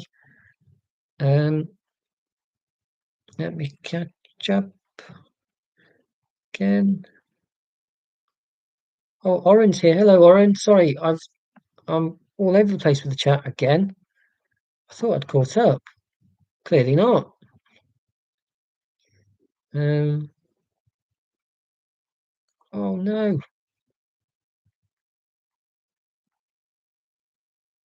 Let me bear with me, everyone. Right, I'm gonna really hurry up now. He keeps saying that. Um, oh, this is terribly boring for everyone to watch. Um, all right, okay. I think I've got there. 23 people still here. Amazing. Um, okay. Um, Scripting is a form of self-accommodation. Um, Absolutely. Yeah, being kind to yourself, trying to fit in. I think I've interpreted that correctly. Mark Huckstep, I can't tell you how much I get from your channel. Thank you, Mark. I actually get what it's like more so than some counsellors that I've engaged with since late diagnosis. You, Orion, and others on my community. Yeah. Um, Without wanting to generalise all counsellors, because then I'd be guilty of doing what people do to autistic people and generalising, stereotyping. I think there are plenty of counsellors, professionals who take their understanding of autism from books and articles, and why wouldn't they? Because they've studied it. When, as we all know, surely, if you want to understand autism, you need to listen to autistic people and not just base your understanding on what you've read in a book, which might have been written by a non-autistic person. Simon Baron Cohen. Sorry. I script to make sure my jokes work. I test all my funny material. Teresa, yep, everything I've said tonight is entirely scripted, but I'm sure you haven't noticed. Scripting is an early AI technique. Probably right. If I have to explain anything, I have to write it out loud. Yeah, verbally writing things out loud. Yeah, I get that. Most people get it wrong. Autistic people do not have less empathy. It's just hard for them to show it in a neurotypical way. Absolutely. Yeah, hyper empathy. I think I'm hyper empathetic, which is why I agonize over every single word, like I'm doing now. Um, I'm not saying because I consider myself hyper empathetic that I'm the nicest person in the world, because I'm clearly not.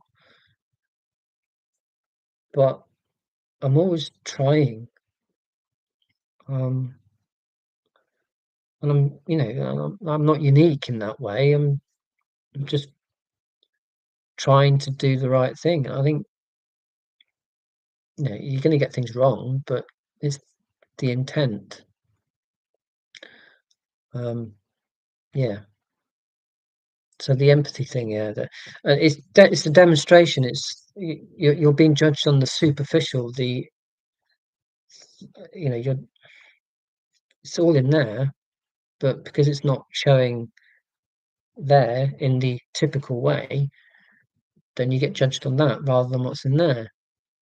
And it's really hard to try and convince people because they have an expectation of how you demonstrate certain emotions, and all of that. And that's the point that you made better than I've just done. Moving swiftly on. As I said, all of this is scripted. Does that mean Scott not intend to bring every day? It's not what state power it is. Okay. To sum up, I feel so understood. because people thought I was a nerd, I was shy. Yeah, I mean, when I was at school, being a nerd, or in my school, it was boffin.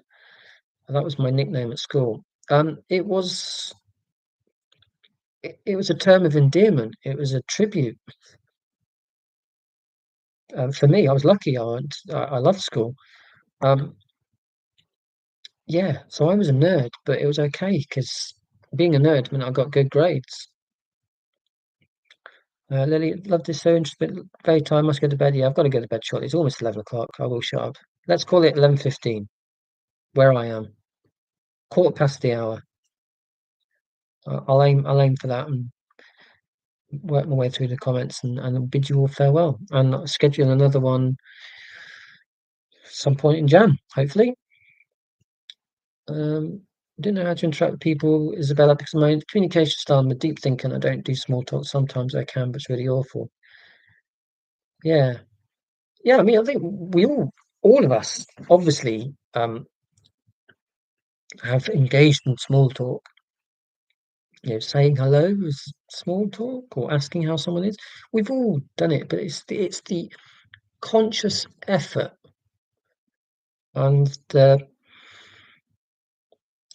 not knowing where it's going to lead, the uncertainty, which of course, as autistic people, we it's uncertainty that makes us anxious, more anxious than neurotypical people, I would argue. Um, so yeah, deep thinking is, I would say, is a common autistic trait. Deep thinking, overthinking. See, ironically, I'm trying to figure out the difference between overthinking and deep thinking. Could you get a more autistic deep thinking moment than that? Think about it. Haha. Um, late nights not actually them. Something just show different is the thing you need to concentrate on. Yeah, d d display. How we display who we are is being judged rather than who we are, um, which leads to misunderstanding and resentment and so on. Scott, you get the no empathy jab all the time. It makes you sad. I'm not surprised it makes you sad because it's untrue and it's very hurtful. It's really out of order. Um, okay, thank you for acknowledging the need to be acknowledged. Chat. I felt very crestful in chats when I was passed over. Danelle, if I'm sorry if I'm mispronouncing your name. Yeah, I have to say, yeah, it can be a bit annoying, can't it? But I do get it. There's lots of chats. It's brilliant. If there's no chat, that doesn't work. As I keep saying. So yeah, I'm sorry you felt that way, but likewise, I've put in a witty remark because they're always witty from me, and it gets glossed over. I mean, accidentally, I'm sure. And yeah, you're like, oh, mhm, I wanted to be acknowledged, so I'm trying my best. Sienna, hello, Sienna. Sorry if you got here about 4 years ago. I had an amazing Christmas. I got some amazing gifts and I got to spend time with my family. Yet Sienna's got some sorry, cool headphones that I want to have because my headphones are broken. In fact, I can prove it, but I won't bother because I'll just create noise. My headphones are under the table. Um, I don't want to leave the house any day unless it's for a walk. Yeah, yeah, I don't want to leave the house. But I know I need to move my body, otherwise I'll just atrophy, is that the word? I don't know. I know you have to move if you can move, otherwise it's rather unhealthy.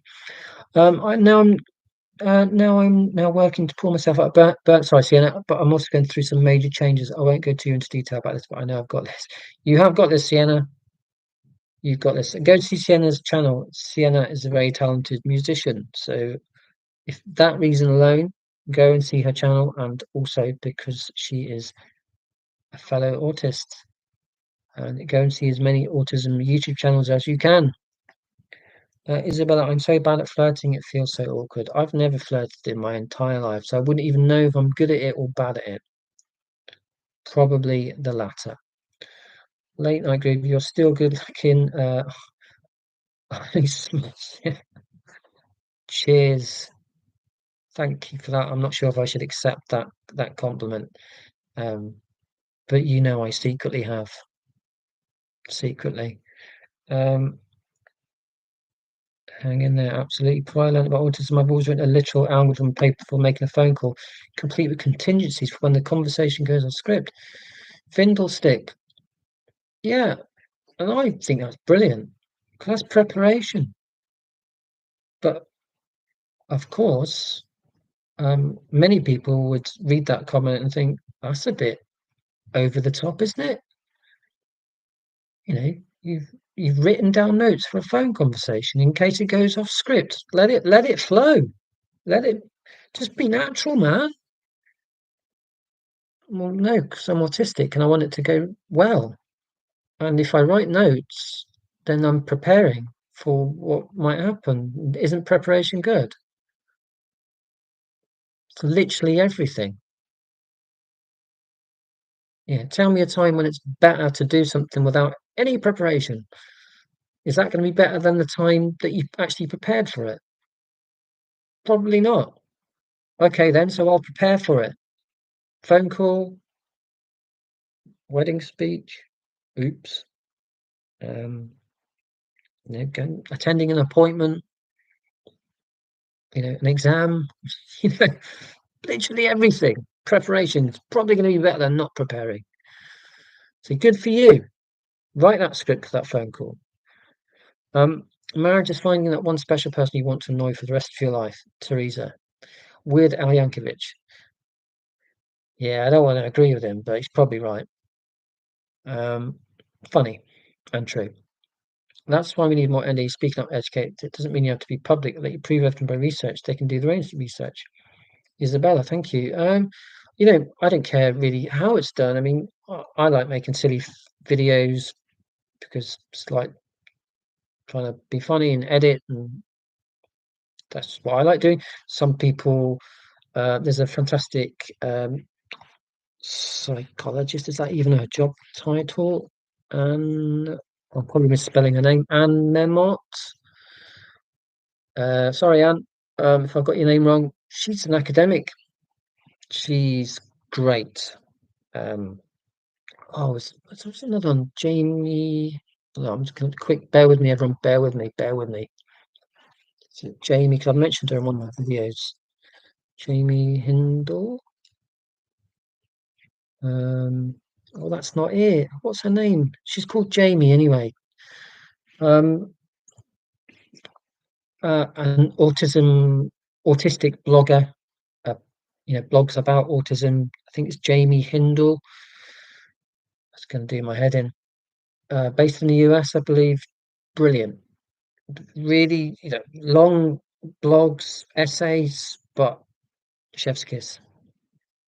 YouTube videos, essays, blogs, speeches, um, conferences, conversations with your friends and family, whatever it might be. If we can take those opportunities to educate people, then we're going to make the world more autism friendly. Surely. I have a lot of faith in education, but as I said earlier, probably about 2 hours ago, there does seem to be a tendency that people can have the correct information and yet decide to disregard it, which baffles and annoys me. Saw a YouTube channel and a YouTube where a guy would play multiplayer board games alone. He had a whole algorithm in his head for how others players would play the complex. Good for him. Without being funny, it sounds a bit like myself in the sense that I quite happy just bouncing thoughts off my own thoughts. It's not so much like a multiplayer conversation, it's just making connections and passing the time. And I can empathise with that chap playing board games on his own. Legend is called in Dutch. It's "You are a water trap. Je bent een kraan." Cool, nice one. Try and crowbar that into conversation at work. "Je bent een kraan." What? Oh, you're a water trap. Double what? Your legends. Oh, right. Okay. I've actually been thinking about having my own website where I post music videos, songs, poetry, photos, designs, and stuff. Isabella, do it. You have been told. Do the website. It's going to be great. Saying I don't sort of is like shining a light in the room for the bugs. They're going to scurry away in terror. Uh, like it. Yeah. Yeah. Get that. Oh, you said hello to me. How do I react? Ah, do it in writing. That's fine. Um, I don't know how to explain it. But I want to do so many things, but I get exhausted. Uh, yes. Welcome to my world. Always tired, but always want to be busy. Um, if you have a YouTube channel already, just create a Discord channel, post it on there. Probably easier than making a homepage and free. For Isabella, yes, or also for myself, possibly because I'm thinking about doing a Discord, although I don't really know where to start with it. I don't really know what the benefit of it would be, but anyway, just sharing that with you. Um, in my mind, it's the main website, but Discord's great and very about keeping. Yes, okay, Discord got me thinking there. Uh, okay, late night groove sharing some good advice about Discord. Good stuff. Because like I said, I'm thinking about it myself. I flounder in phone calls if I don't go in with a set structure. Yeah, I cannot stand phone calls. Particularly and I hate myself saying this, the catching up phone calls because I'm like, well, I did a thing today. Excuse me. Um, I did a thing yesterday. How are you? Are we doing it right? Yeah. Yep. Do the website, Isabella. Don't use Facebook to change policy, and then your website's your content's gone. Yeah. Uh, thought you could pursue a music career. Better to be creative in different ways. Yeah, but I think maybe when you say this is going to be my career, that puts pressure on you. I don't know. Talk for yourself. I'm not talking for you.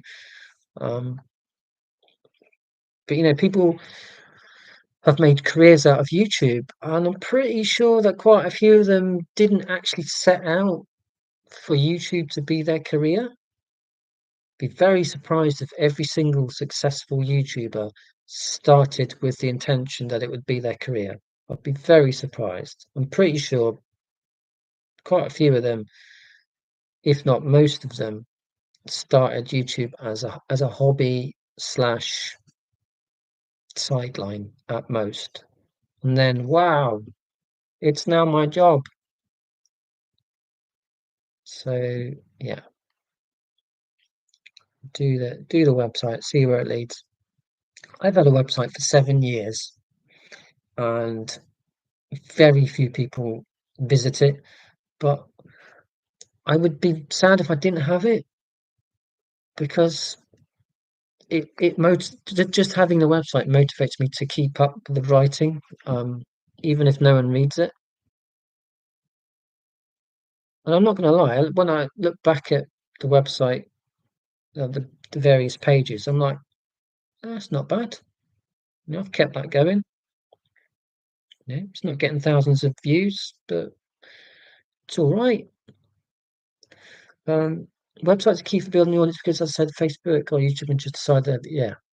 Yeah, I do love having a website. I'm a big fan of people having their own website, um, particularly if you want to have a career in, autism advocacy or music, whatever. Having a website, I think, is important, but if it's just a hobby or an interest, I've paid for my website, and it's I'm not sure how effective some websites are. Mine certainly is just a place to dump various bits of writing.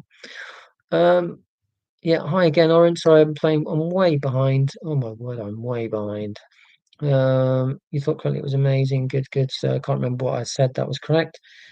Autism Anthem. Bloody hell, that was ages ago. Um, I hope everyone has a fantastic 2025. Likewise. Sorry, that was really glib. Have a great 2025. That is even worse, wasn't it? See what I mean about overanalyzing? Let's talk about does Hoffman and film in book neuro. Yes, they do, and I know this because I picked up Neurotribes when I was in Waterstones in Cambridge last August, and I deliberately looked for the mentions of Rain Man in Neurotribes by Steve Silberman. I tried to go using people reference a bit because I would say the same kind of stuff. Yes, me too. Don't know if you were there for that bit, Oren, but I did exactly the same thing. Everyone's a bit autistic, everyone's a bit OCD. I used to say the same things. Confession. Everyone is autistic, everyone is OCD is dismissive of the depth of our struggles. Indeed, which is why you should not say it. But I didn't appreciate that until I did my own deep dive into autism and OCD and ADHD. Um, Antan's channel was one of my forays into autism. It was such a good channel. Um, yeah, he might not be doing the motorbike videos anymore. Possibly, I'll look him up later. Uh, we don't have to conform to their perceptions of it. So there was a comment about Lawrence Kim Peake. Raymond Babbitt, yeah, is the real person that Rayman was based on. Have I got that right? I think so. It's not just autism, there's a general view in all disabled communities that it's not enough to just live. You have to be a sterling example of overcoming disabilities. Yeah, the heroic narrative arc, like this is what they were and this is what they've achieved. Um, I find just getting through the day is an achievement these days. Um, and I'm not even joking. I've had a horrible year. Um, it's not film worthy, but yeah, each day as it comes. Put that on Hollywood, in Hollywood. And what would the film be called? It would be called Neil Getting Through the Day. Strapline. Yes, it is as boring as it sounds. Um, yeah, I don't like this. Yeah, disability's only newsworthy if it's about, anyway, you've made the point. Do NTP have a superior to complex then? Um, yes, I think many neurotypical people do. So, so they literally look down at autistic people. Well, they do in my case. I'm very, very small, and it's very, very frustrating. Well, I'm a human being. I'm different, not less than. Are you going to get that? Oh no, I can see that you're clearly not going to get that. And that would be fine and academic, and I could just brush it off if it wasn't for the fact that that belief that people are superior to me and to other autistic people manifests itself in bad behavior. For example, bullying, you know? So you can have your rotten beliefs if you want, but the thing about beliefs is they generally inform your behavior. So if you're going to look down at me as a lesser human being, you're probably going to show that belief through your bad behavior. That's when it's a problem.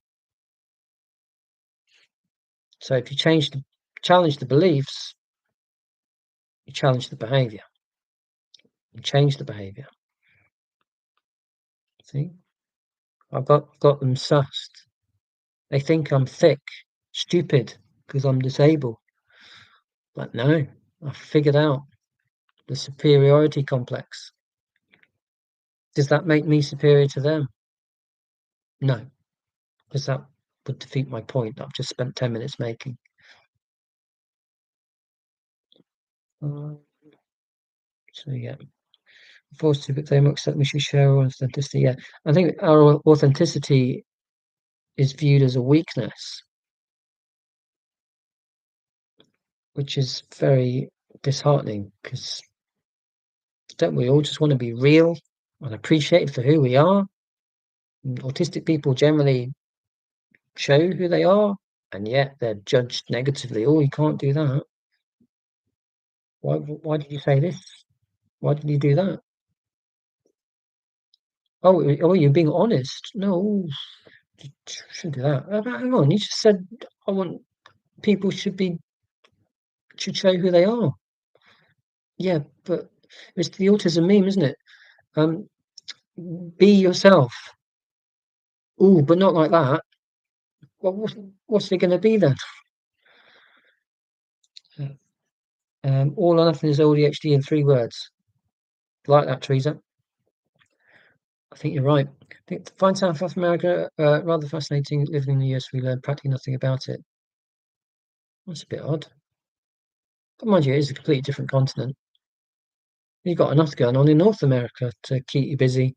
Not that that's an excuse not to learn about other countries. No. Um, we learn US and European history. Everything else is kind of glossed over. Yeah, not good, really, to say the least. Looking back at yourself and going on with what I think it shows that you've grown as a person. I think so too. There are things I've said and done that I wish I could erase and replace, but next best thing is to learn from it, as high and mighty as that may sound. Chile has an exciting history. It does. I told you my story about General Pinochet in live stream number 2. I was about 200 meters from the old man. I was going to say something rude then. I was so close to the old man, and what I would have done if I'd known about what he'd been up to in Chile all those years ago.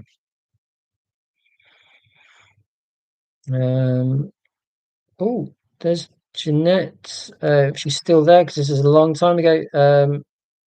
Oh, Kitty's off to bed. Sorry, Kitty. I've acknowledged you. It's already got past 11. Okay, let's make it past. I'll shut up soon. He says. I get thought loops too. They're all-consuming and debilitating. Yeah, that is exactly it. And that's a disability. And you can say, just snap out of it. Don't have the thought loop. Practice some mindfulness. It's like, that's the problem. I'm tuning into my mind too much already. So why would I practice meditation when that's going to make me focus even more on the thought loop? Or was that just me? It's debilitating. It's incapacitating. It's all up there and it's affecting everything. What does that sound like? Oh yeah, autism. Um,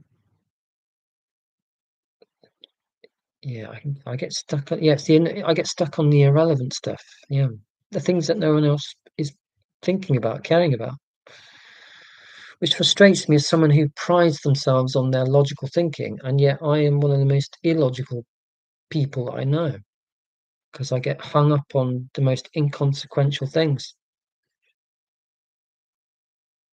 Old memories. My granddad was obsessed with set. God, I'm way behind my catch up. Yeah, I know. And I don't really care about my appearance generally, so and I didn't back then. Bizarre. Ruminating. That's it. That's the word. Ruminating. It's such a time waste. Yeah, and it's taken up literally years of my life, and that's not an exaggeration. Years I won't ever get back. Although I have to be grateful for one of my ruminations because it led to my autism diagnosis, which led me to this. I really get stuck in reviewing conversations since I have a selective amnesia, but when I do remember them, it's definitely pretty bad. Yeah, selective amnesia. Do we all have selective? Because we can't remember every single day of our lives. I know some people have a condition whereby they can recall a particular day in a particular year instantly. But do we not all have sort of selective amnesia to an extent? Otherwise, our brain would just be clogged up with memories of everything. I don't know. Something to think about. Um, Rumination is an autistic trait as well as just in general. Yeah, I'd say it's a common autistic trait. Yeah, maybe universal autistic trait. I don't know. RSD is the worst. It's so tough to keep my under control due to that. I'm not quite sure what Orange referring to. Apologies, Orange. Ruminating always makes me think of cows chewing. Yeah, chewing the cud. Don't know why you needed my physical demonstration. You know perfectly well what a cow chewing cud would look like. Body doubling is productivity technique that involves working with other people. Yes, get that now. Yeah, so co-working in a different way. My commute to work is about 45 minutes, so I do audiobooks. Good stuff. So I didn't mean to sound so flippant there. Have you tried getting the computer tablet to read it out to usually read the words? I have not, but that's not for me. If you have trouble reading from your phone, changing the form to open dyslexia makes reading easier. Good. I'm just so glad that people are so, see autism loving, practical advice intended to make people's lives better. That's that's autistic. That's autism to me. And yet, yeah, it's a disorder, apparently. Yeah, I can't figure it out. Um, the reason I jump, noted. The reason I jump, thank you, Aaron, on the book I've not heard of. I've not seen the movie about Temple Grandin, but I really ought to. Kelly Coleman's book about raising disabled children. I'm a parent of an autistic too, and the book Your Child's Not Broken. Um, okay, got all these book recommendations. I'm never going to get round to reading them because my ADHD, but I'm writing them down anyway because they're new to me anyway. And at the very least, I'll go on Wiki and read about the author. Perfect. Thank you for these recommendations. Oh, Drama Queen by Sarah Gibb. I did actually borrow that from the library and I read. Why don't I not finish that book? See, ADHD, start something, not finish. I did read a big chunk of it though, and it was really good. Um, Dr. Faith Harper and Joe Bile. Cool. Um, Come on, right faster. How are we doing for time? I did say half past. Come on. Um, Visiting National Trust places can be awkward when you get stopped by people in the rooms of the house or gardens. They want to chat about the room house. Yeah, just leave me in peace. Yeah, I don't need you to bombard me with information in a monologue fashion because that's the type of thing I hate people doing. Yeah, very hypocritical views that I'm taking there. And they're only trying to help and enhance your experience. But yeah, I don't like it either. Um, Temple Grandin, it's going to be one of the major autism. Yeah, go and check out Temple Grandin, famous US autist. Uh, I got distracted by a change in the font can help on the cards. Good to know. If you have trouble reading this, you should look that out. Sensory Life on the Spectrum is a graphic novel by multiple creators. Cool. Claire Danes. I missed it. Claire, it wasn't Claire Danes in Baz Luhrmann's Romeo and Juliet. Have I made that up? Um, I'm not quite sure because I've missed the chat. Um, what the connection is with autism. I'm sure it's a very interesting one, and I've missed out. Um, okay, I'm just about catching up to comments. My wife has never met strangers, so I let her do all the talking out in public, and I just stay kind of quiet and ride her coattails. Yeah. I would love to just effortlessly talk to people I don't know and then not think about it for hours afterwards. But I just can't. Just can't do it. And it's different when I'm on holiday when I've got my little phrase book because it's I'm clearly making an effort because so that's a win straight away. I've got my book, and it's also a bit of a shield as well. Like it's and it's a script, so it's a script. So I'm being very autistic because I've got my phrase book. It's literally a script. There we are. I've sussed it out. Um, in a vampire comedy show movie where they lived in an apartment, one of them was actually an energy and vampire. I don't know. Sorry, because I've missed the thread there. I'm moving swiftly on. Boofhead, if you're in Australia, boffin, really? Not heard of that one. Thank you, Aaron. Been enjoying live streams. I try and use small talk to get out of conversations. Maybe I should use that tactic. Deep thinking about overthinking, just going through all the inner workings and implications of the overthinking. Well, ironically, Aaron, I'm going to think about that a lot now. Uh, keep the conversation really short and can escape faster. Yeah. Stealing this tactic. Keep stealing tactics from each other and book recommendations. Sometimes I purposely info dump to get out the stuff or do the grey rock and be as boring in my response as possible. Uh, yeah, again, I'm trying to think if I've done that before. No, but maybe I should. Um, good stuff, Oren. Lots of helpful tips. Um, Oren's gone, so he's not even here to acknowledge what I've just said. Um, I can let somebody try to present. Just want to keep going. Yeah. Make sure you have mods ready to boot up the trolls before going on Discord. Okay, bear that in mind. Very early days. I'm not quite sure about Discord, but a lot of people seem to have it. I am on Discord, but for politics. Someone else set it up. I didn't have anything to do with it. Um, yeah, trouble falling asleep. I completely get that. I've no idea why. Some nights I can't sleep at all, and some nights I'm out like a light. I don't understand it. Cow is where the name comes from because we bring the topic back up to chew over. Yeah, it's a rumination. Endless. Recycle and repeat. Yeah, good one. Get to summarize the books for you. Yeah. Yeah, I'm good at reading synopsises. What's the plural of synopsis? Blurbs. I read that, and that's why I buy the book. I'm going, oh, that's an interesting blurb. Gotta buy it. Gotta buy the book. And then 300 pages. What? I've got to make a YouTube video. I'm not going to spend all that time reading a book when I can make a really witty YouTube video that 500 people are going to watch. Get real. I've got priorities.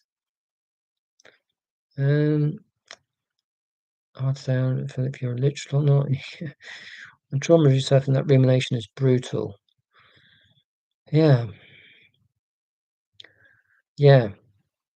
It's it's kind of within the definition of trauma, isn't it? Trauma is is an echo, isn't it? It's an echo of something bad that's happened. So rumination is an echo, but you're adding more echoes.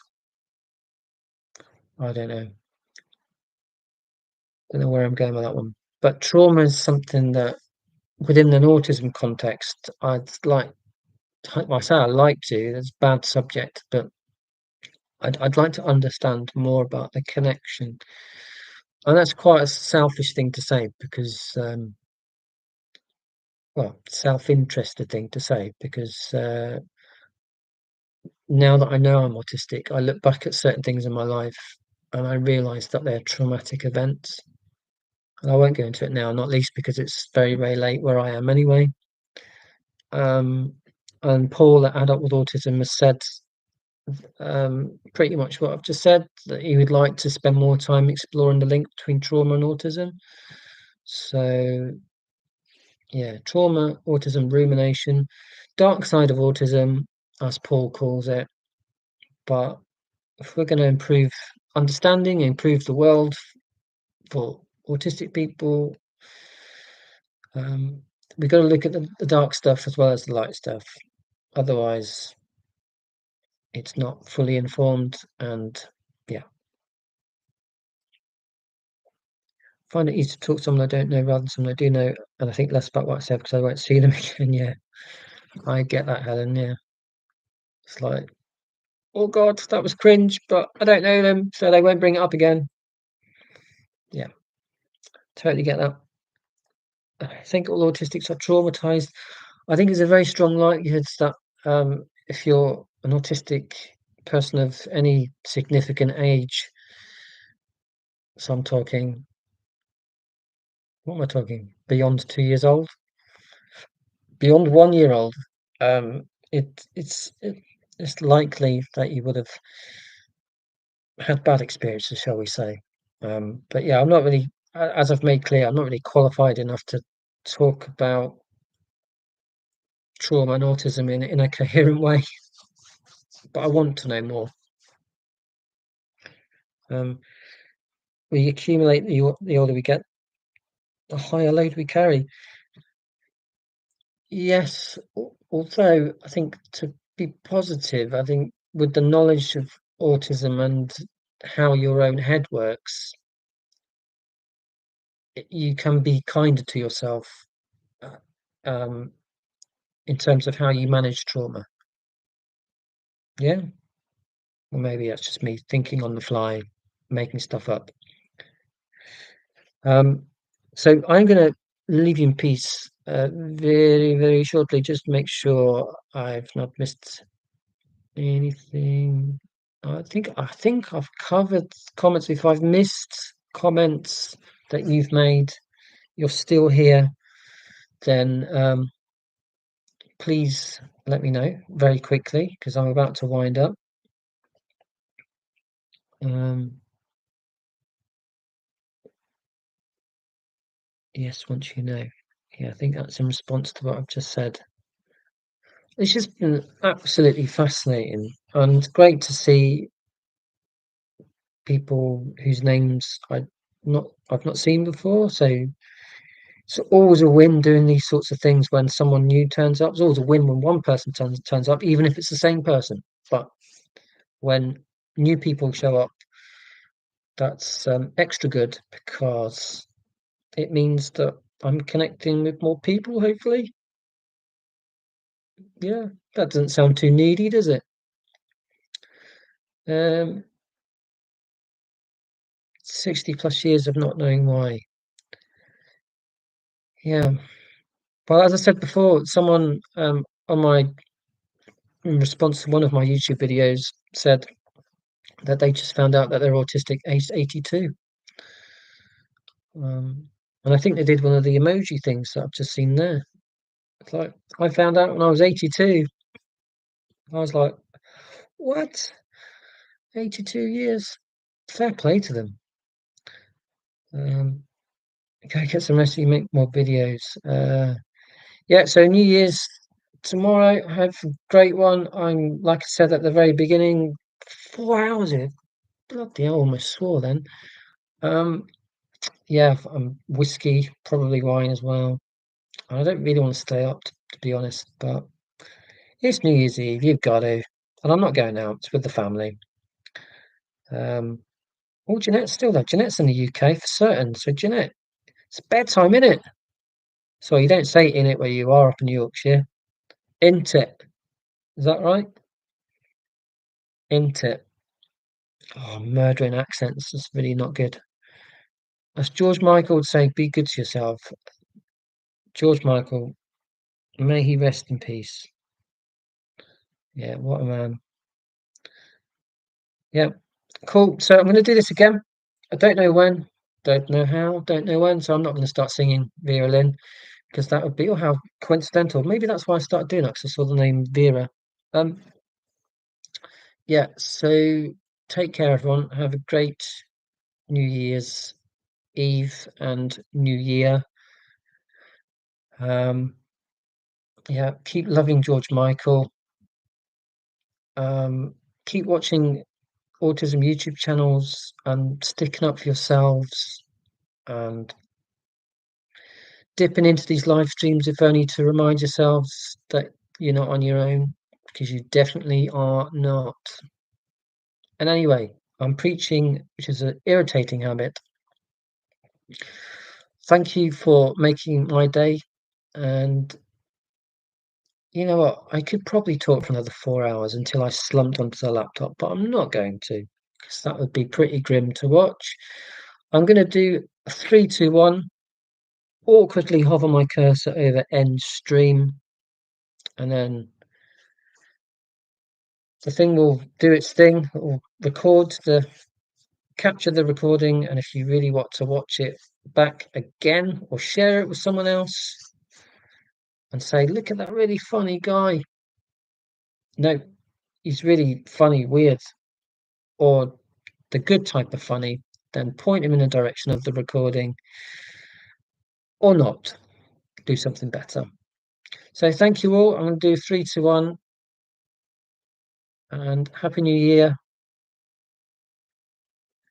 Thank you so much for your time. Any thoughts for more videos? Let me know.